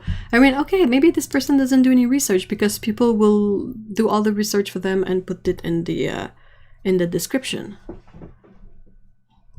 Yeah, I think I've seen La Petite Aquarelle in tubes too, but it's really hard to find. Possibly you can only find it in maybe in Europe. I haven't seen it here, I think. Really shocked that you consider Sennelier student quality or crap. Misleading information. Like, people are being super nice while still being like, no. No. Sennelier watercolors in tubes are best to be used fresh. Oh, dang, that's... Hey, see, Denise gets a shout out here. I don't know what you expected, but Sennelier are some of the best watercolor paints on the market. Sorry. It's just like that. I don't know what you expected. Like, it's such a sort of way to fully encompass the video. What were you expecting? You need to look it up. Yep. I saw Van Gogh use Sennelier paint over 100 years ago. It was okay for him. I don't know if he did, but if he did, that's hilarious. It comes across as super presumptuous in a video. I don't think she is. She doesn't seem to be very presumptuous, but her video really doesn't come across as humble or aware.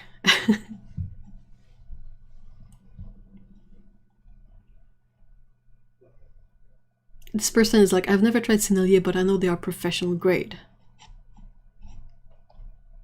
Trying to see. It hit me a bit. It hit me a little bit in my stomach that you said these are crap. Oh, I'm sorry, Caroline. Carolyn, these are good paints. We are with you. I'm with the others on this. Like, makes me sad because I love my Sennelier. Oh, hey, fairy dust. There you are. Let's read your comment. Unless you're like, no, do not read my comment. Has she hearted any comments? Yeah, she has. I doubt she reads the comment because she already prefaced her fears of arguments in the comments. Yeah, but she made this whole video for stirring up the pot, like. She likes all the comments telling her how inspiring she is and how helpful the info is, and ignoring all the other comments. I haven't seen any comments that were like... The ones I've seen liked...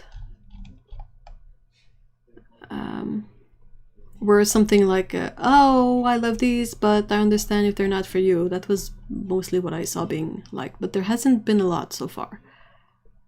You are so creative, mixing all the colors and go all out and give us a confidence to just do it. I love your videos. This one is not even related to the video itself. I've been using the paints for years now and I actually love painting with them, but maybe that's... Oh, she replied. But it doesn't seem to want to load the replies. Oh, that's because I'm not... Okay, hold on. Hopefully this will work. Shush.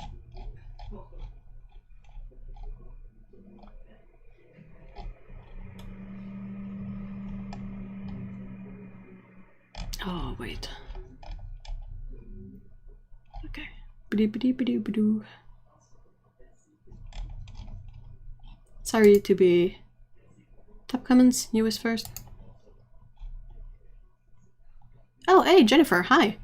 Okay, let's go back to top comment. I think that was somewhat what I was doing with the other one, but they might have moved around a bit.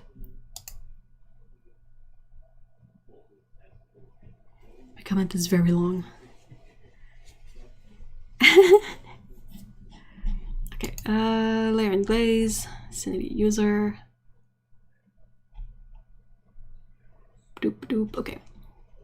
The paints you bought are not student quality. It's quite clear that you didn't actually know what you were buying.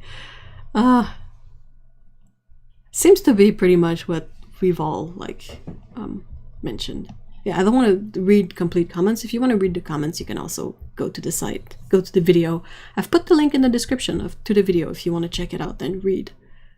But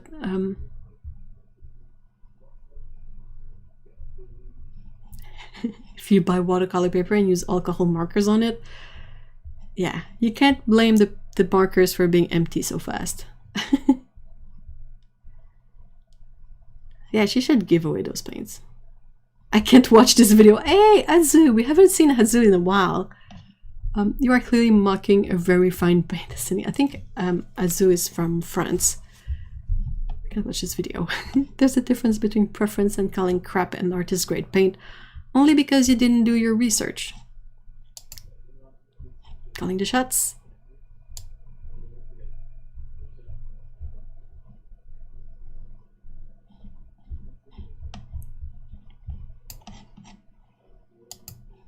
It's important to know color and pigments. Sorry if I'm harsh, but I can't stand mocking a perfectly fine paint only because someone did not research before buying. That's not crap.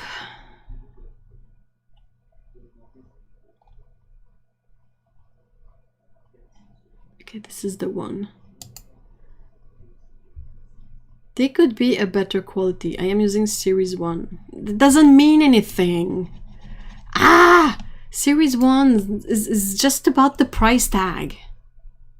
Thank you, Marina. Hey! This person commented on my videos recently. Thank you for being there and... Oh no, someone is being like, no, but this is... This series has nothing to do with quality. Shake my head. I do not mean to be argumentative, but quality varies from batch to batch of probably all art supplies. Not to that extent. If there's an issue, we saw it with Core recently and the Permanent Scarlet. If there is a production problem in a color, they will either, like, you contact them and they send you a new one, or they will pull the batch. And they test those batches. They don't go like, whoop, whoop, paint tube, go, paint tube, go, paint tube, go. Like, if you check out Golden's Twitter account, you will see them, like, they always do those swatch tests about the acrylics, where they put, like, two blobs and there's a sort of a metal bar and they go, like, whoop, and it creates those really awesome, like, swatches of acrylic. And paints is tested. It's not just, like, throw it to the wind and hope it works. Ah! Yeah, this is true for yarn and threads. It's not. It's also why when someone has an idea, it's not try to bluff. Bluff. Marina is there with the good info.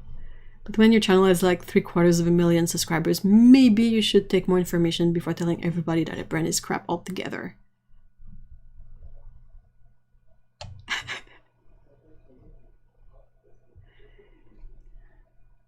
Oh, hey! Hi, fairy dust. Hey, that's nice, Lise. I'm glad you feel better. Bye, Palo. Someone asked her why she didn't like them, and she replied she did some color comparison not shown, and the dark colors were too light and not good for mixing. But no. No. Tears. Oh.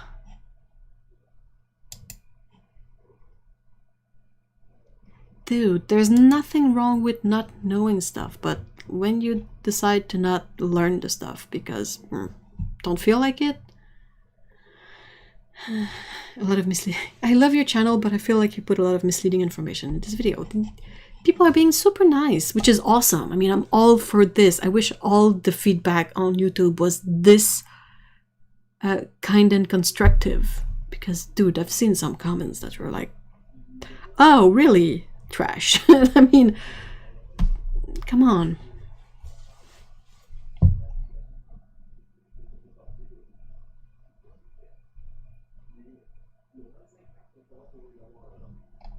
Okay, reply from Shida. Good to know, thanks for sharing.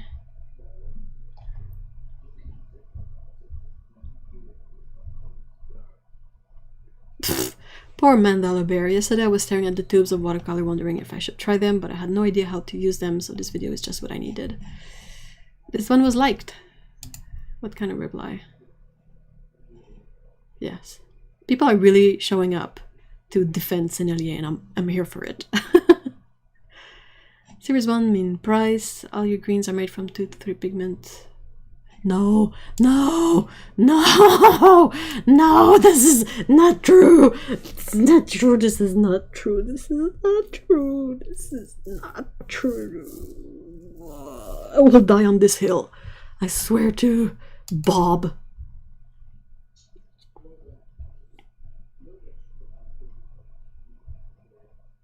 So much I want to say. I got called stupid for not watching in the first minute. Oh my gosh, that's ridiculous. Hey, Sarah, hi. Okay, guys. You guys know, but the number of pigment in the paint has nothing to do with the outcome of the mix. The only thing it can sort of influence is opacity. If you have an opaque pigment in the mix might be more opaque. That's it. The end. Dang. Prussian Blue PB27 is not stable pigment and it changes hue and lightness very much wet dry. That's just color shift. That's literally just color shift.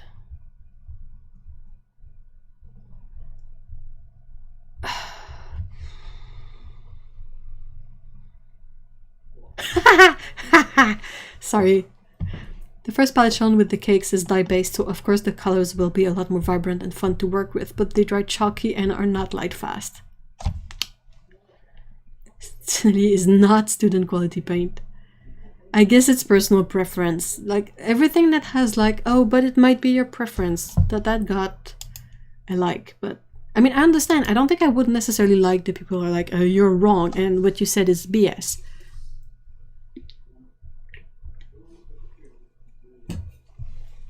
And she understandably doesn't want to pull that video because she's making bank on it. People are watching it because drama.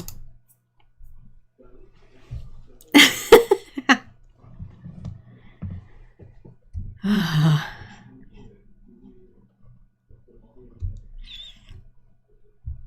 just left a slightly snarky comment. I was nice, but my message was, give your head a Hey! Bye, April! Thank you so much for being here today.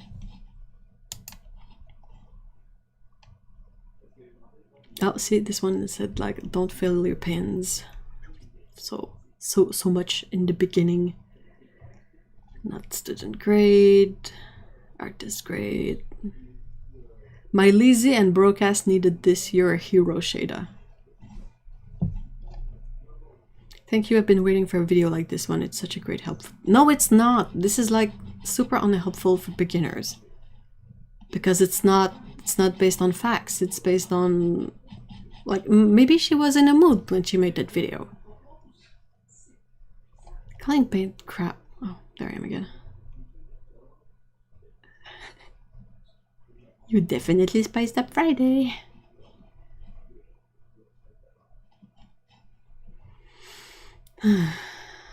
Genuinely makes me happy every time I see a new video. I'm basically just trying to take a look what got liked and what got a reply. Because I'm curious, but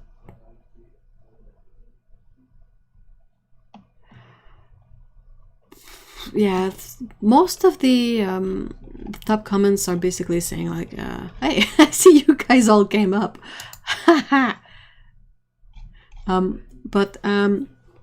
Yeah, as we go down in the comments, there's more and more comments that are like, oh, thanks for the video, that's great, that was super helpful, blah blah blah.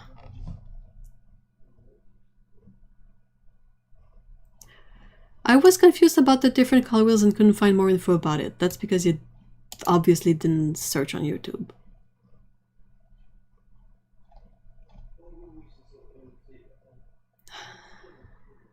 Really useful. Oh, this is depressing. Hey, Lena!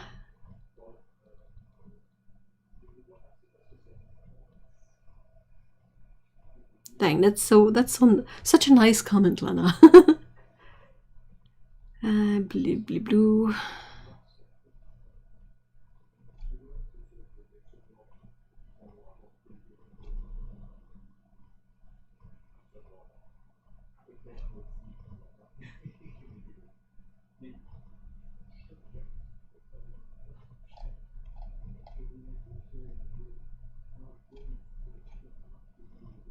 Okay, that's enough of that, I guess.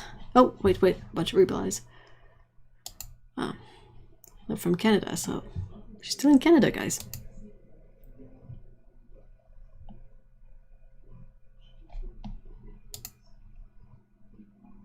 I'd be curious to see a review of why you didn't like the Sennelier watercolors. I've used them before, and while they're not my favorite paints, I thought they worked just fine depending on your preferences. I did some color comparison, but didn't put it in the video. Oh, that's what you were saying. Most dark colors, Prussian blue, Hooker's green. Hooker's green was not... like only... I think only the Prussian blue was part of the dark colors. The others were the transparent brown, Payne's gray, and black. Hooker's green and phthalo green deep were part of the green, obviously. Just totally no good for mixing. I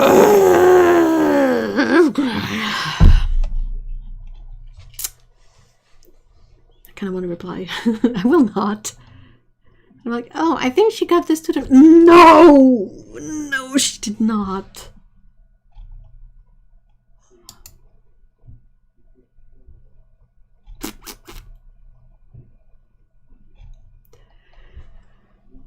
Okay, that's done. That's enough. Enough of this depressing nonsense.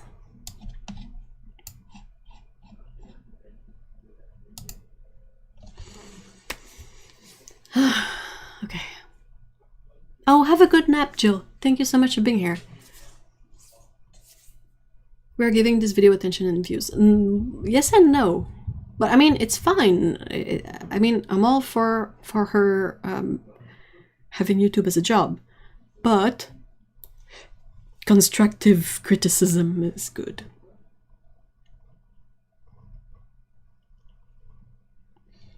She just commented.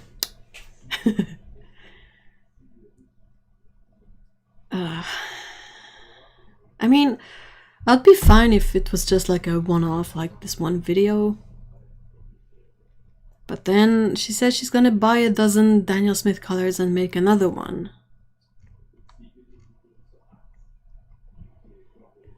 There's one tube. XKCD, what, be careful, you are at... What's that? What does that mean? The one tube I bought that I was like, okay, I'll get this one, and was surprised was green fuchsite. Because I didn't know it would be sparkly. I was like, oh, I really like this minty green color, so I'll buy this tube. Why is it so pricey? I don't know, but it's minty green and I want it, so I bought it. And I bought one tube! And then I swatched it and was like, it's sparkly? Like, not that it's bad, I was just not expecting that. So I was a bit nonplussed for a bit, but then I figured it out.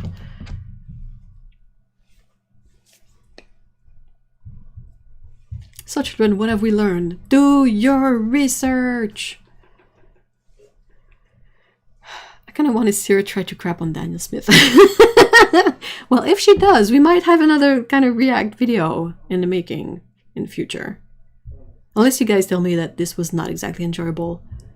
But if you guys enjoy this kind of sort of more like reaction video, I'm okay with doing it again. Unless only if it's something like this one. I was like, I really want to talk about it because of the level of misinformation that's in the video. And I really don't like when these videos stay sort of in their little space where everyone thinks that is the truth. Like, that's the kind of video that I feel deserves a reaction to and sort of a discussion about everything that is not factually accurate in the original video. Off the top of my head, the thing about Series 1 was factually inaccurate. The fact that there are student paints, they're not. What else? The thing about the fillers, factually inaccurate.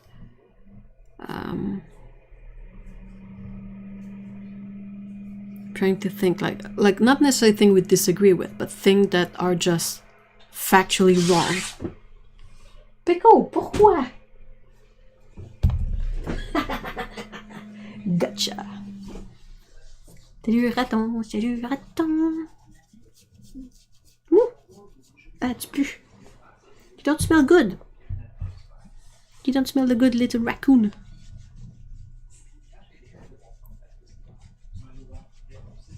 Honestly, I've cackled a lot during this stream. Awesome. Doesn't have to be a regular thing, but this was a video with such a big audience. Yeah. Yeah, I don't think it's gonna be a regular thing. I just mean that it might happen again.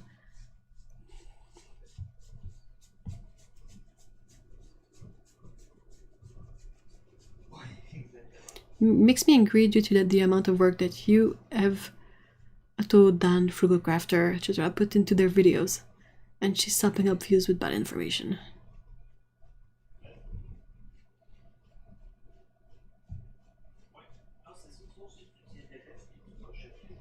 Yep, only moderators can post links on YouTube.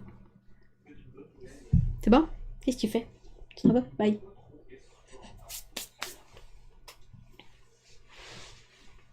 Oh, Ray from Super Ray Dizzle. There's been a lot of sort of drama around Ray, from what I can understand. Well, yeah, Ray has videos like this with misinformation. Yeah, she has a lot. She has a lot of videos like comparing a thing to another one and sort of not necessarily doing the amount of research necessary to provide information. Now we're going to react to Pecco. I don't know if you guys can see. I don't think you'll be able to see. Oh no, you can't see. Hold on. Oh, that's not a fun sound.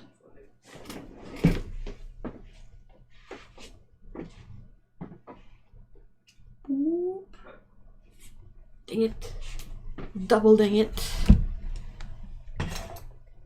That's a cat. Boop, boop, boop, boop. Can you see? That's a cat. There's a cat under here. It's a baby cat. Boop, boop. Boop, boop.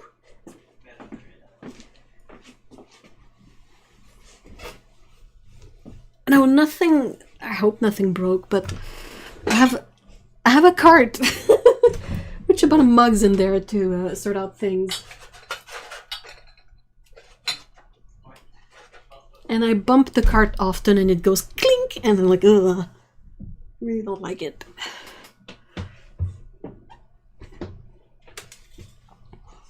My favorite was when Ray bought the Gucci pen and then got mad because the old ink in it didn't work. She didn't buy a new refill. Ah, that hurts. She did ones on old pigments and said a bunch of wrong things and promoted a paint maker, which just mixes ready-made paints. Oof. Yeah, that's Scout. That's my baby girl. Alright, so, how about I sort of switch setup and we go swatch a few Senneliers to feel better about the whole thing in general. How does that sound? Is that an erg? No, it's a it's probably an off-brand Amazon thingy, but it's to use with the drawing tablet here. Have your blanket? Yes. This one, the yellow one with the stars and the planets on it. So soft. Sounds good? Yes, sounds good. Okay. So I will put you guys into the transition thingy. So I'll be back.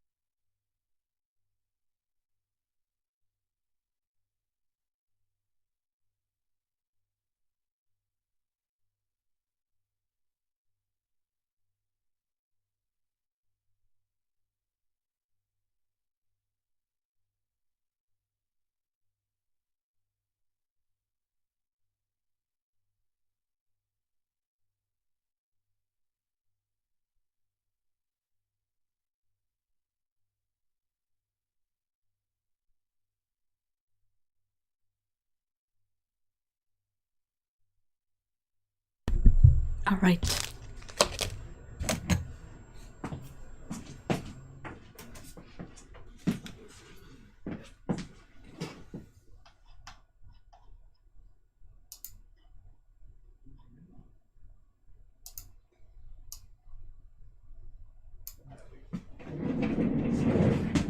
How did the transition scene work, guys? Was the sound okay? The little music?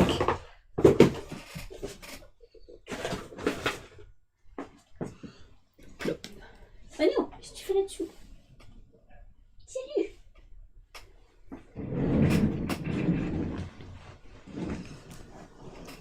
Okay. It was perfect. Yay! I'm glad.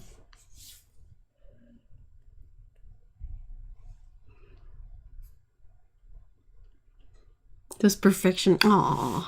Okay, so Sennelier.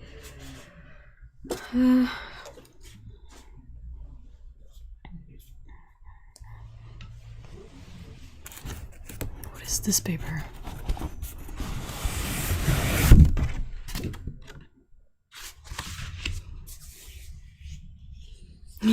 Perfect.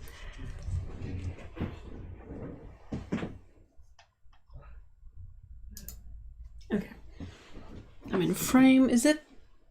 It is kind of bright, isn't it? Let's. Oh yeah, it's really blasted out. Hold on.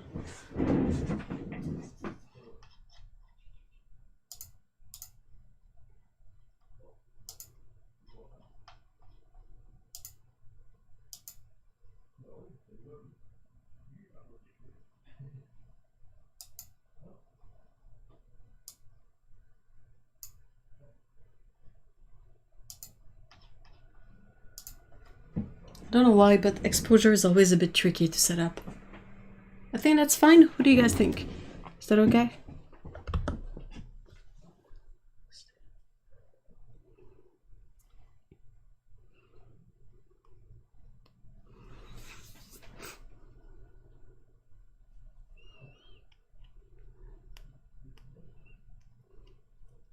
Cartridge paper and plastic paintbrush ready. Let's roll. Let's do those swatches.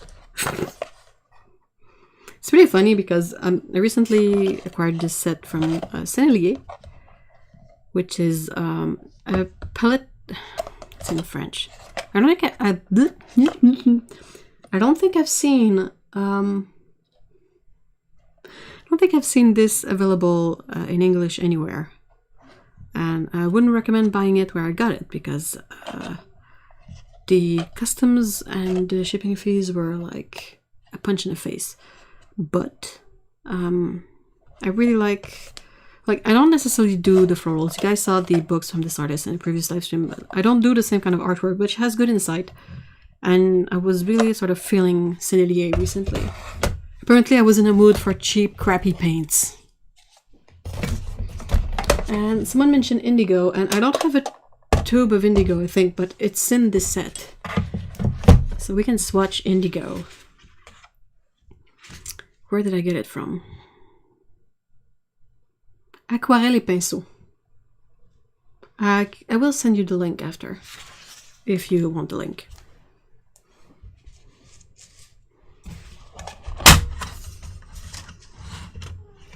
Oh, look at that crappy Sennelier paint. I heard you can't paint. No, you can't. You absolutely can't. These are poop. So the colors in this set are Indian Yellow, Naples Yellow Deep. I will make a video on this set too. So Naples Yellow Deep, French Vermilion, which is one of my favorite Sennelier colors, Alizarin Crimson, Opera Rose, Indigo, Phthalo Turquoise, Forest Green, Emerald Green. Their Emerald Green is one of the weirdest colors I've ever seen. Then it has a brown green, greenish umber, and raw sepia. Pico! Pico has a lot to say about Sennelier too. Okay, so let's swatch this emerald green color. That is supposed to be PG-36. Okay, keep that in mind. Let's not forget garbage. Yeah, it is garbage. French paints, after all, so you have to say it in French. How come we are more petty after the video than during it? Oh. Pickle.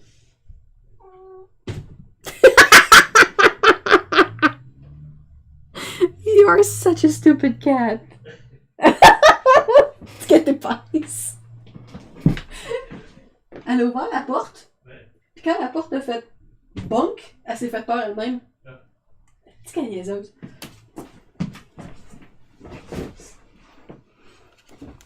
That cat is so stupid. I love her. Yeah, brown green. They also have brown pink. Go figure. Okay, so yeah, that's supposed to be PG-36. And they don't say it has any kind of white pigment in it. They just say this is PG-36, this is emerald green. And I don't think I've seen any other like PG-36 like that. I don't understand it.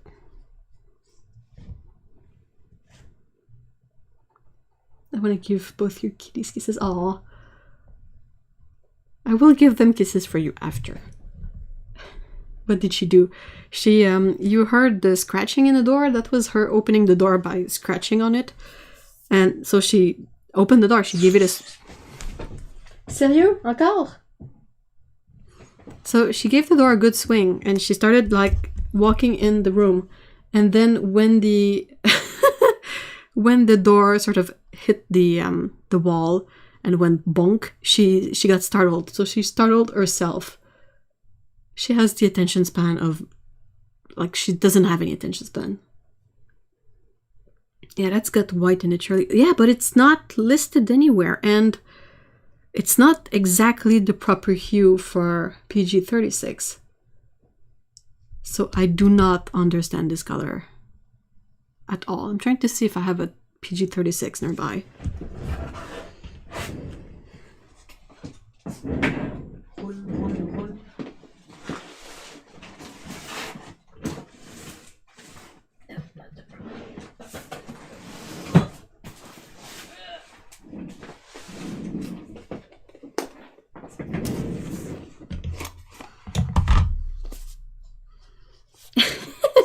Gros bouge. Right, Pickle? Oh, she's gone. Fatigant. Yeah, I will try mixing. I got this, the leather palette, which has a PG-36 in it, and I have white gouache. Does white gouache, or do I need like Chinese white for this?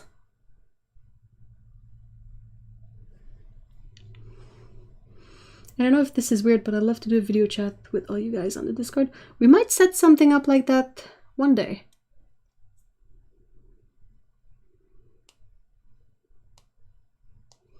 I actually do say garbage like that sometimes, you know, for effect. I feel so hurt that she misused the same. I like to say it's garbaggio too. I don't know why, but I think it's funny.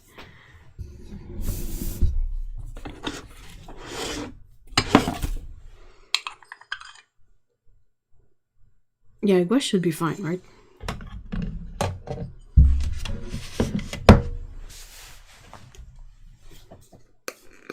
I'm eating real food for the first time in about 40 years. Oh, wow.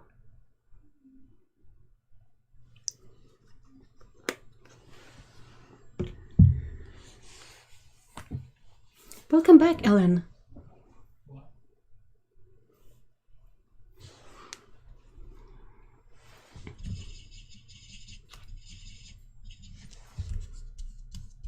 It is similar in hue, at least, so it's definitely the same thing, but with some level of white in it, because that's the color without any white.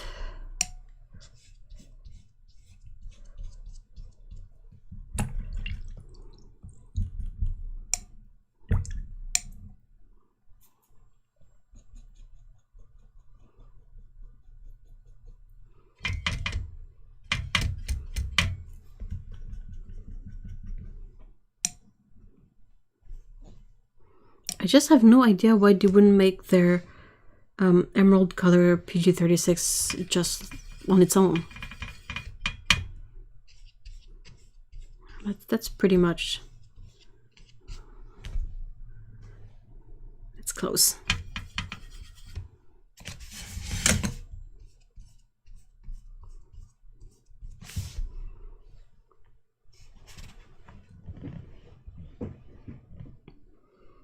I would not be able to be nice about that video in the comments, so thankfully you have already said it all. It's just so heartbreaking. You're like, we all love this stuff, we all put a lot of time and effort into talking about this stuff. And then someone with a really big platform comes in and is like all sorts of wrong mistakes, wrong info, sorry. And you're like, no, no. We're trying so hard to put out the good info. Why did you have to come in and put the bad info?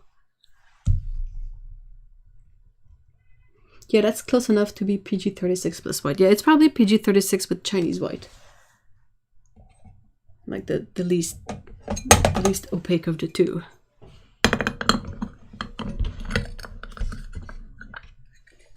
Ah, sorry about that. Oh, okay.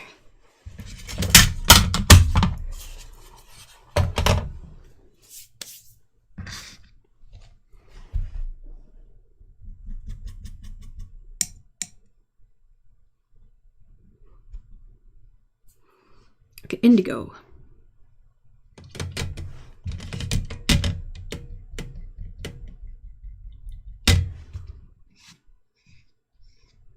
Oh, that's not enough color payoff, guys. That's a weak color.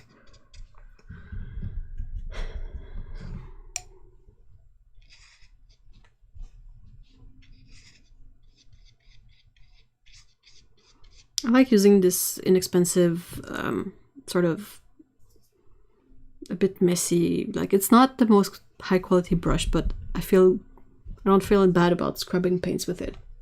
And it's like synthetic fibers. And it's short. It's perfect for tiny hands. You can hardly see it on paper. Oh yeah, I know, right? It's so light. Please show us plebs how to properly dip the brush in the paint. Okay, hold on. I just watched a video that showed it. Okay. let's be ready for this. Oh, but it's so weak.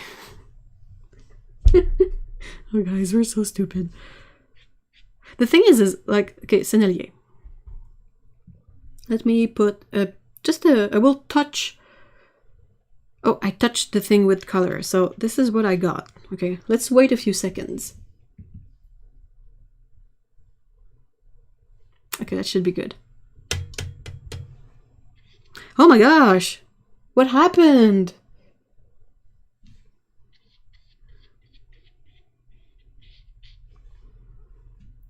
I'm so butthurt about all that. Would also like to see these horrible dark mixes. Oh yeah, I have a couple of dark colors in here that I could mix. Do I have a... it doesn't have the pigment info on this. I want to mix the most pigment together. Let's mix a bunch of pigments.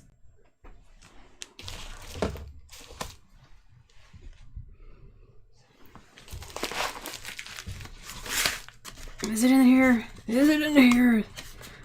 Where's my swatch? Swatch sheet.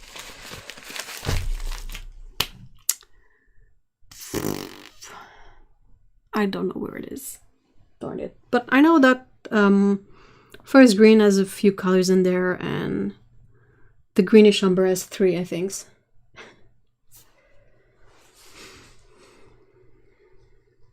Yep.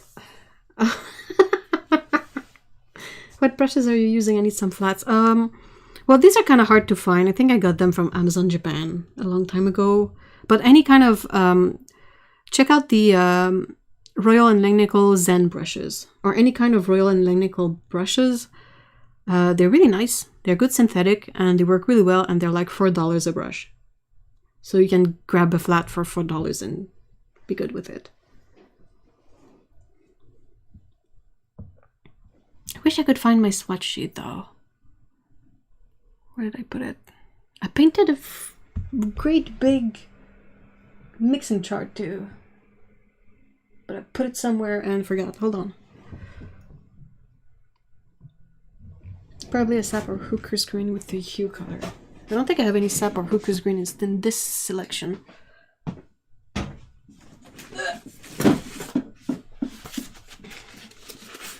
Oh, there it is. I have this. I have this. Sit back down. Oh, Otto, I will send you Zen brushes.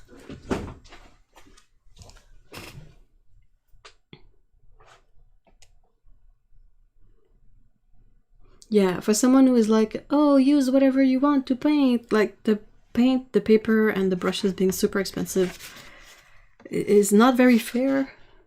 Okay, like, look at this, guys. Forest green, 3 pigments. Indigo, 3 pigments. And they only have 1 in common, so we get a total of 5 pigments.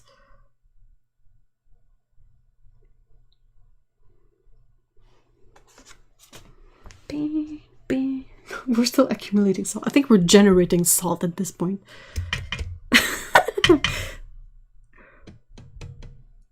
Forest green.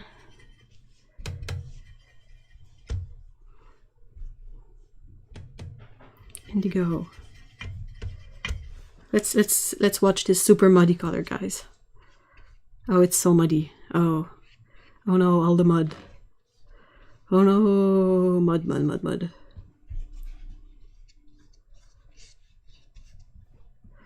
Look at all this mud. No.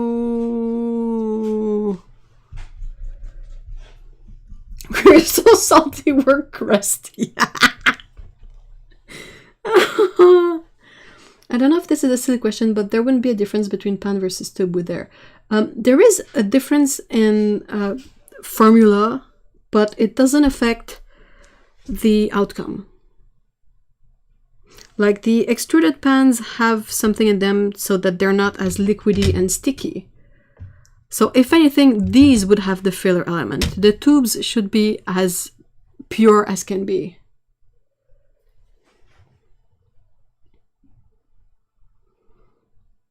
Thank you, Idor. I had sent you the really fat ones, right? We'll have to discuss that between the two of us, like what else you want me to get you.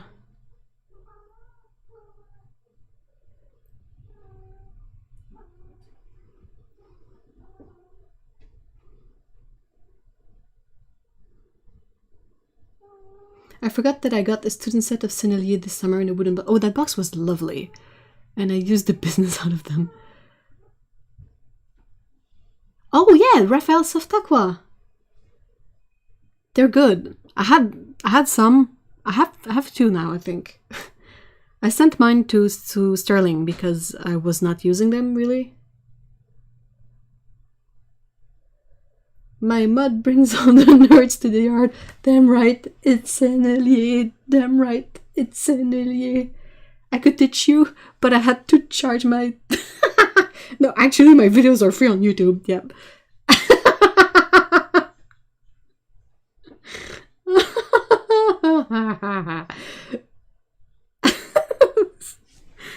We are being silly today. That's a really pretty color, I gotta say. A really moody, dark teal. Completely full of 5 pigment, guys. 5. Collectively lost the plot.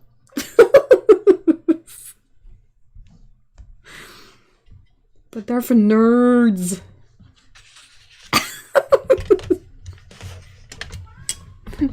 Meow. What's a meow? I also have this, the 12 set of Sennelier. Just the basic stuff. Basic stuff. Okay, so this one has Payne's Gray, which was one of the dark colors. But see, I mean, I think if she had gotten like these colors, you cannot tell me that this silly phthalo green light is not the most obnoxiously bright thing ever. It's ridiculous. It's unusable. It's so bright.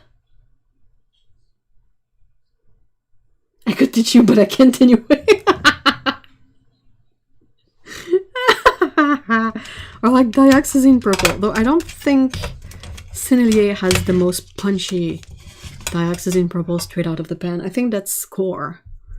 Core is like absurd. It's like black. It's so dark.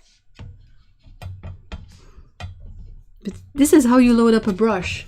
You wet your brush and you like gently rub it on the paint, and now your brush is loaded, and now you can have a really intense color payoff. Oh, that's good. That's really weak, guys. That's such a weak color. I don't understand why people buy Sennelier with such weak colors. I could teach you, but you refuse to learn. Well, she refuses to learn. On account of not doing research. I just rewet that light green for the first time in like 18 months. Yep, still blinding. I'd love to do a dioxazine purple. Oh, please do. Please put it in the list for the next batch, Otto. I want to see the swatch sheet with all the mass tones that are like super intense. That would be so satisfying.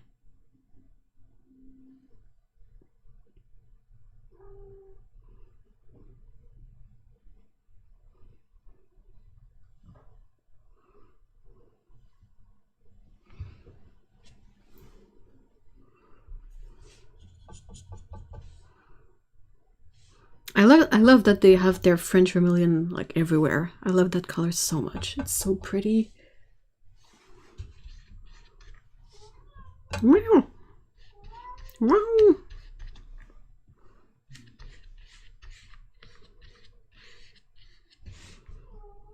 Let's make something really gnarly out of mixing those two.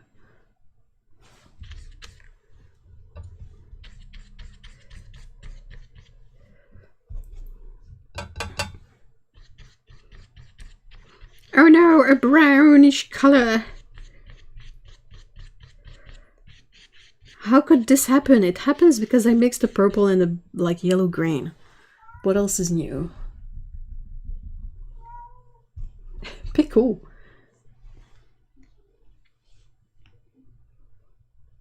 Okay, just in the next Colossal Color Showdown, I do hate on this navy color. Have you spoiled what the color will be? Hello! Salut!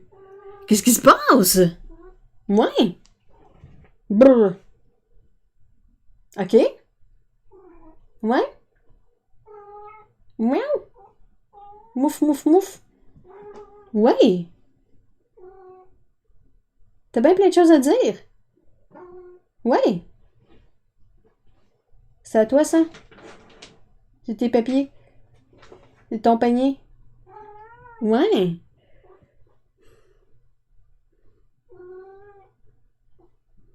Hey, baby!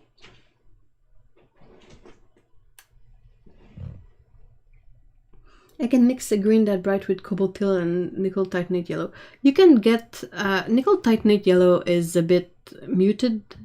It's opaque, I mean. So you can get a really bright green with PY3 and cobalt teal too. I do justify why I think it's a bad color, just one color. Yeah, I mean.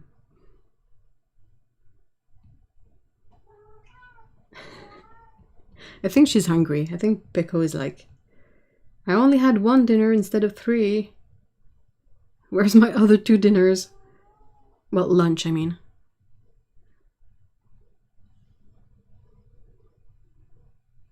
Telling us all about her nap.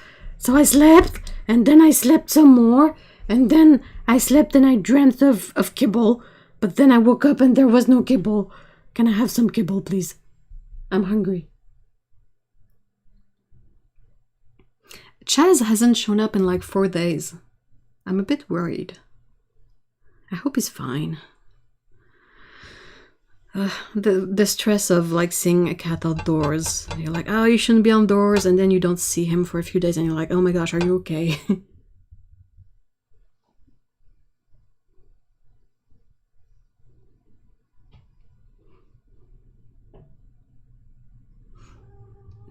I'm not a Sennelier stan, I'm a fact stan. Yeah, same. And I mean, it's perfectly fine. Someone could come up and say, I hate all of Sennelier, and I would be, okay, why do you hate it?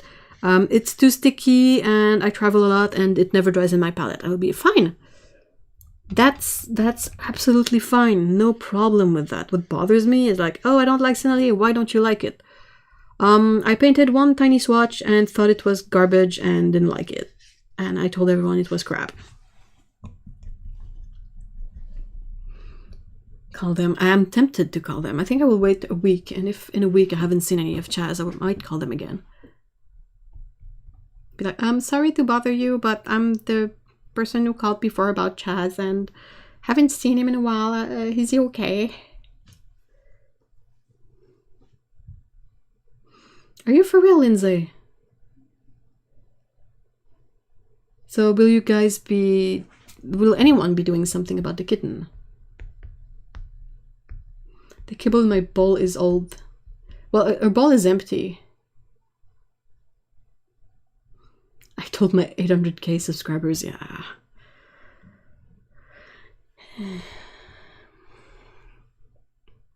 I don't really fully understand the whole idea behind doing the Daniel Smith video next. Like, are you really just doing a bunch of like attention grabbing videos so that you might make a few bucks extra? Like, what's the whole idea? The theme of this live stream is garbage. Wee, wee, wee.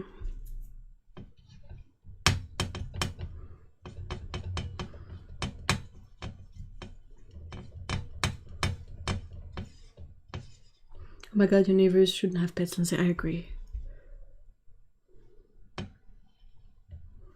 That's the impression that I get. Yeah, same. And if people are mentioning that she's pregnant too, she might be switching gears a bit so that she has a buffer for when she will be on maternity leave.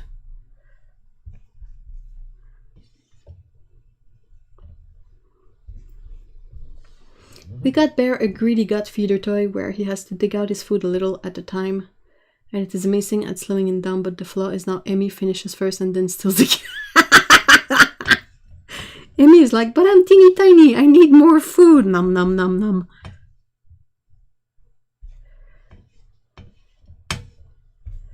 Trying to clear out some mixing space on there. Do you have the... Yeah, I have the Sennelier Caput Mortem. Hold on. Wait. Big blubby. Not big blubby. No, fine. Incidentally, can we appreciate just how stainy that mix was? It's already left a mark.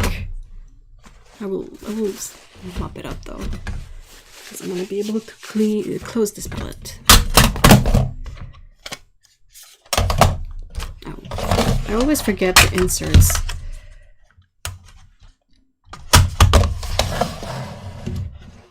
I don't know, my cats hate other cats, so we can't take the cat and kitten in.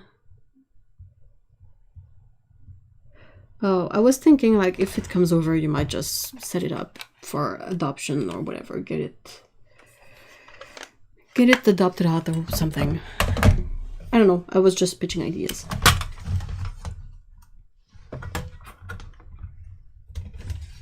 Hey, Gabor, that's good.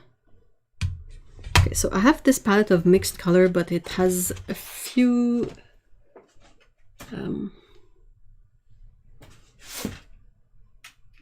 a good few Sennelier in there. I thought I had taken out 2 sheets earlier.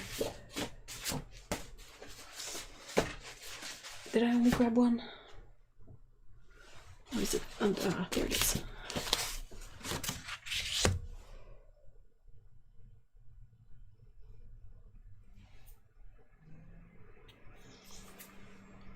Okay, Caput Mortem.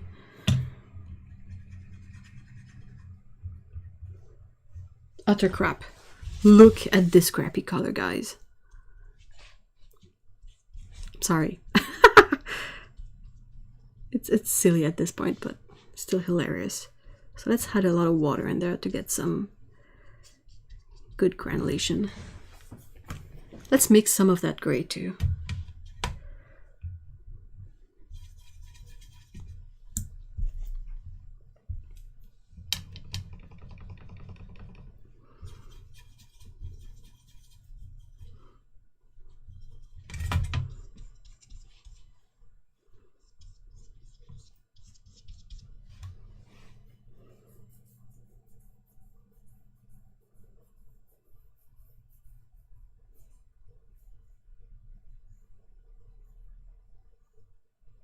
Kev's gray.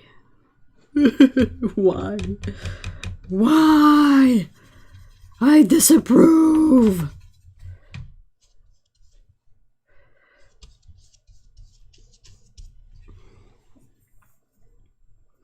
I can see that crap granulation on my phone. I think Caput Mortem is Sennelier's best color. It is unique, right? I don't think I've seen any other brand have a Caput Mortem that is such a constant hue. Like even if you dilute it, like it doesn't. Well, it has a tiny bit of a different color, but it's mostly the same color throughout, right? If you look at Roman Schmal's Caput Mortem, it's lovely, but it's like the granulation is one color and the paint, like there's another color in there. And the reason why this makes such a nice mix with Sennelier's these two colors is because it's only these two colors like dueling for surface, so it's kind of super interesting. Oh, that is a lovely Davies Grays look. And with texture, with some granulation in there, because it's cobalt teal or turquoise green and Caput Mortem. Hi, Rowdy boy! Some people have been talking it down, but wow. Yeah, I understand that someone tells me I don't like it, I don't have a use for it. I'm like, okay, that's your situation. But I think it's amazing. What if she's big braining everyone and she knew she'd give a bad review so that she could get a re-review to get more views? Possibly. Anyone remembers Liquitex Muted Collection? Yeah. Oh, those colors were beautiful. I don't have any use for acrylic inks all that much, but I remember the colors being really pretty. They had a gray that was somewhat like that. What else have I got? From, oh, I have Cerule. No, that's Daniel Smith. Oops, that's not the right one.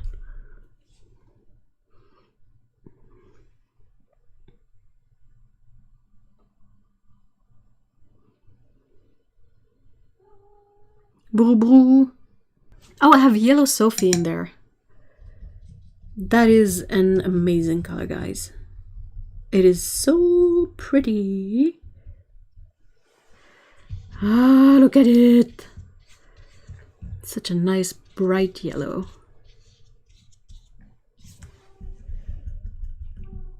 Broo, broo.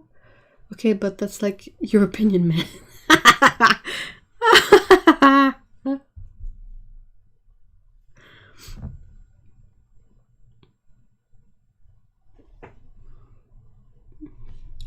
No, that's...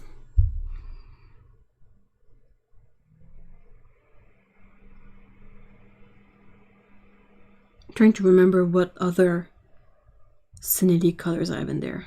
Might not have that much, I guess.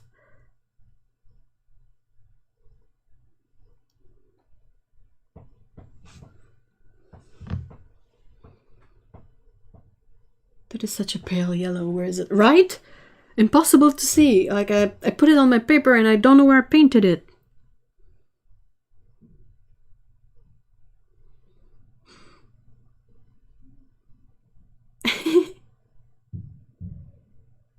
That Yellow Sophie, I think they're the only one having that PY93 pigment.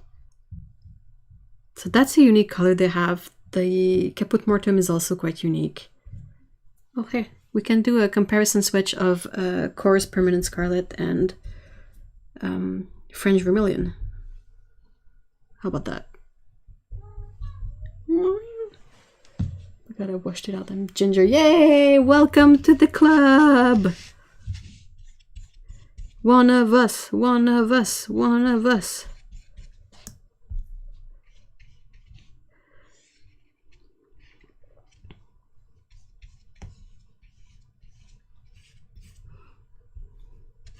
Funky swatches for the win. Let's go.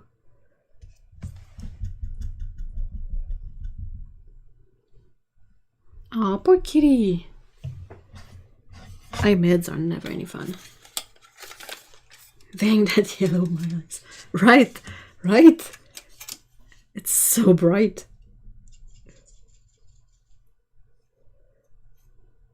Is French, no, French vermilion is PR242, I think.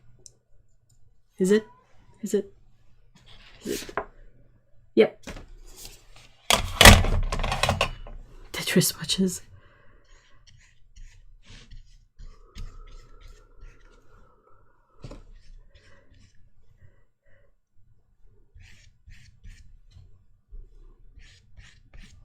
Like, it's definitely not exactly the same hue, especially when you dilute it. I don't know if you guys can sort of see. Yeah, I think it's visible. It's a bit more pink than Permanent Scarlet.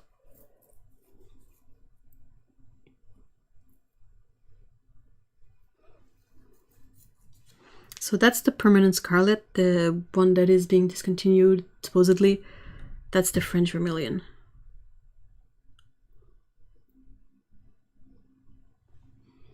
Though they're probably so weak, like you can't see the Sennelier one, right?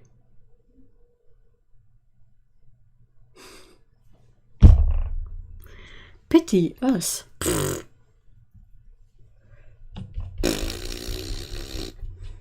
Never.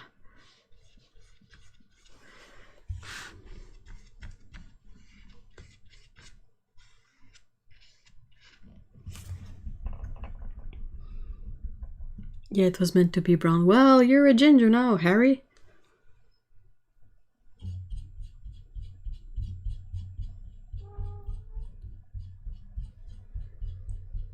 Why is brown pink called that? I have no idea.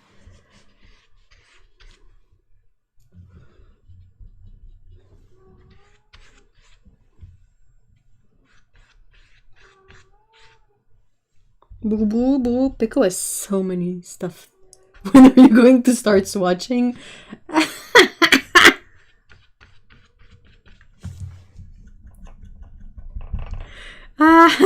Sorry. We're gonna get some people in here being like, "You're being so mean." We're like, "Oh, come on." Okay, hold on. Brown pink and brown green. In English? What are they in French? Because that might be the answer.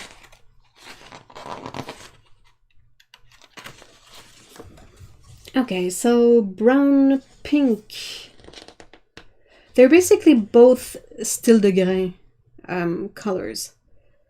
One is like style de grain vert, so green style de grain, and the other is style de grain brun, brown style de grain, which makes more sense than brown pink and brown green, right? Green brown, green pink. What is it?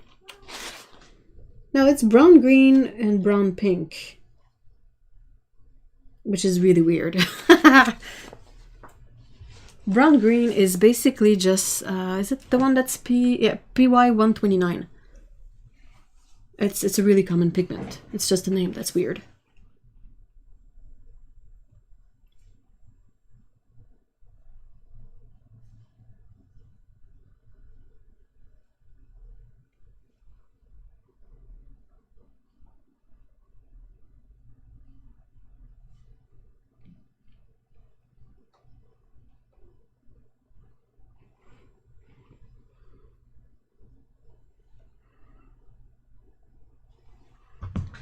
This is a custom mix. These two are custom mixes, actually. This one is meant to be a more vibrant kind of quinacridone color hue. Sorry. And this one is kind of a very granulating blue, purple, pink. Oh, Scott! Oh, ça a fait bonk! Oh non, pauvre chat! Guillaume? Oui. Tu regarderas si Scott, elle s'est pas genre assommée après la chaise en descendant. Parce que ça a vraiment fait bonk sur le métal. Ok. Rendu où? Ah. Ah, normal, là. Elle a de l'air correct? Oh, oui. Pauvre petite bête.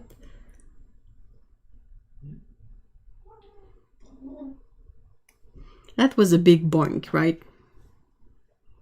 That like bink, like oh no, kitty. Yeah, the scream is about to be over anyway. It's nearing 5 p.m. for me here, and it's gonna be pretty late for Otto and Dan and Fairy Dust.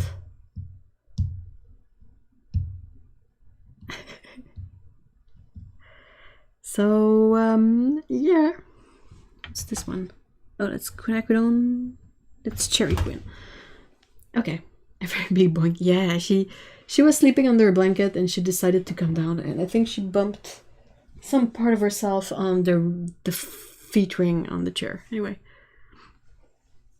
Alright guys, so thank you very much for being here today and taking part in this different video, and also putting up with me at all the technical issues in the beginning.